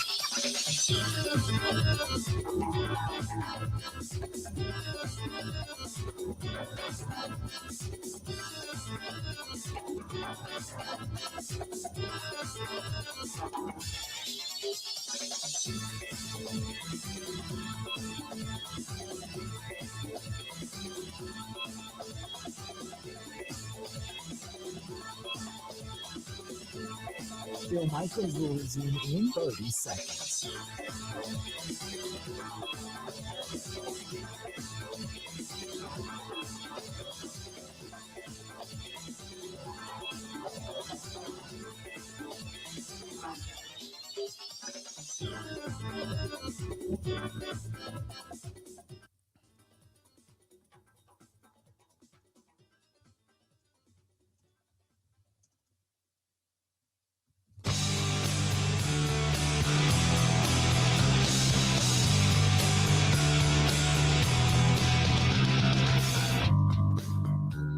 Welcome in the Bill Michaels Huddle. We wrap it up, but we are going through our picks, and I am not doing anything. It's kind of like I'm George Costanza, Grant. Everything that I have that I know is good sense and common judgment, I'm throwing out the window, and I'm doing the opposite almost. I love it. I don't care. I need something to get me. Something to get me. So we're getting back at it. Let's get back to the now the afternoon games coming up on Sunday, and then we'll get to the Packer game last, and then obviously the Sunday night, Monday night. So we got a couple good 325 games. Now we'll be watching Packers Broncos, but how about Detroit at Los Angeles? Lions at Rams. The Rams at home favored by 5.5. Here's a good one. I am going to take the Rams, but the Lions to cover. Lions got to get this one. Lions have to win. I mean, the Rams want to win. Don't get me wrong. They're right now the top dog in the NFC. They don't have they have something to play for, but the Rams are playing for their playoff lives. They got to win, because if the Packers win and the Bears win, they fall even further behind in the standings, and they're already on the outside looking in. I'm going to go with the Lions to cover in this game, but I think the Rams will win. But it wouldn't surprise me if the Lions win, so that's the reason I'm taking the Lions. Sure. It wouldn't shock me if the Lions won. They haven't won back-to-back games since October. Playing in a dome benefits Jared Goff. I just think the Rams are going to be able to outscore him. Yeah. I think the Rams can actually get some stops. For the second straight year, the Lions defense has reached a point where I no longer trust him to get stops. Right. So I think the Rams will win, but it might be 35-28. A score like that. I think the Lions will definitely score. Carolina at New Orleans. The Panthers on the road favored by 2.5. I'll take the Panthers. 2.5, I'll take it. Even though the Saints got a win last weekend. Yeah, how about that? Was that more about the Bucs, or is that about the Saints in your eyes? That was more about the Bucs.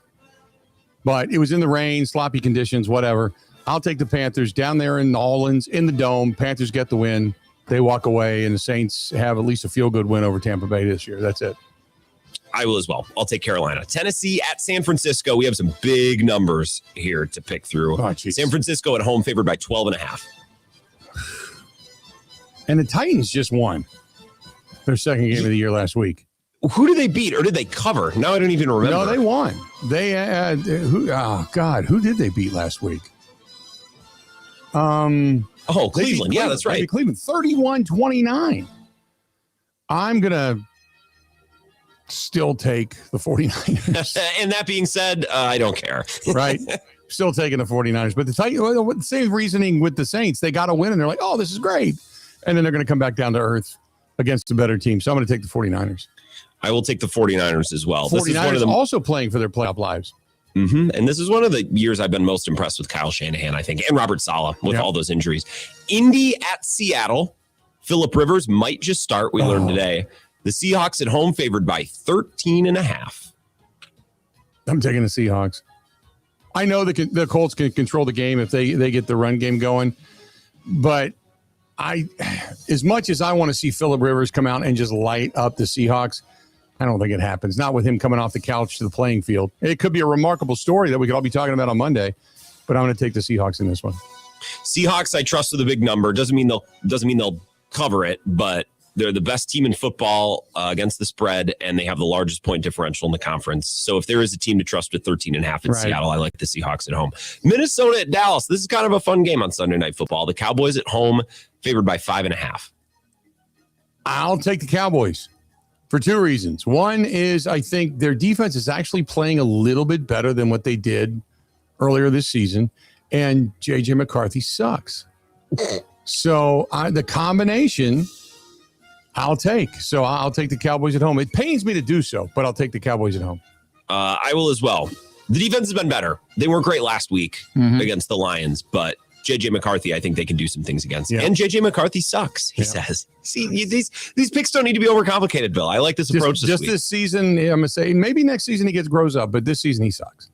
Miami at Pittsburgh. This is Monday Night Football. The Steelers got a huge win. That changes the complexion of their season. Long term probably doesn't set them up any better, but for the here and now, that's a big win for them. They're at home against the Dolphins, who've been playing better too. Pittsburgh's at home, favored by 3. Taking Pittsburgh to win. The reason why? It's going to be freezing. It's going to be cold. Dolphins suck in the cold. Suck. So I'm going to take the Steelers. Aaron Rodgers is going to look like an 80-year-old man too, by the way. Oh, God. The Dolphins can run the ball a little bit. Achan's banged up, but I like Pittsburgh at home as well. Yeah. They can just throw it around, and they got a decent those guys defense. They can still pick it up defensively. The chance of the last time they played at Acrisure was the chance of fire Mike Tomlin.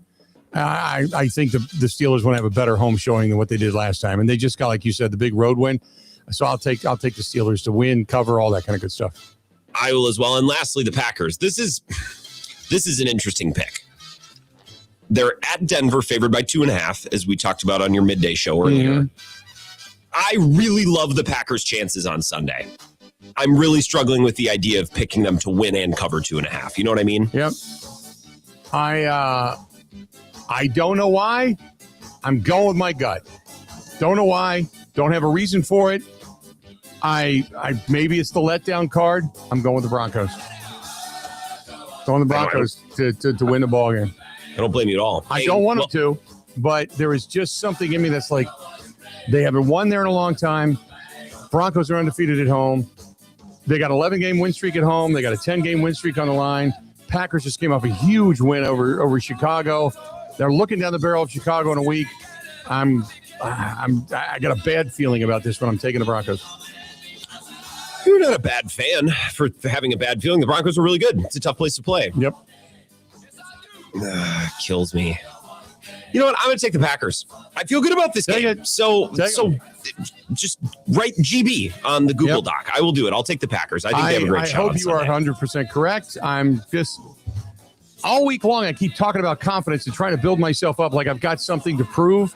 And they're playing better. The offensive line is coming together. There's a lot of reasons why the Packers will win this game. I just got this feeling of dread, and I don't know why.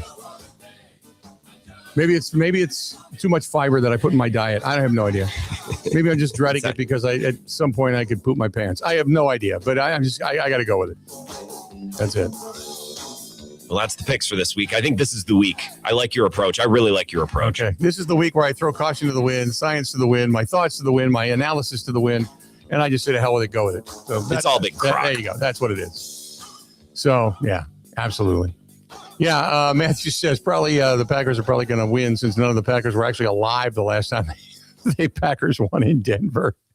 So therefore, that curse can be broken. So I like that methodology. So there you go. That is it. That's a fast huddle tonight, man. Thanks to Mike Clemens for joining us. Mark Schofield. You heard from Matt LaFleur. You heard from Jordan Love. You heard from Jaden Reed. Yeah, picks. We flew through this thing. And there you go. It's that simple. Stick with your gut. Sometimes it's wrong. Sometimes it's not. But you have nobody else to blame but yourself. Until we talk again tomorrow, 10 a.m. Central Time. Time for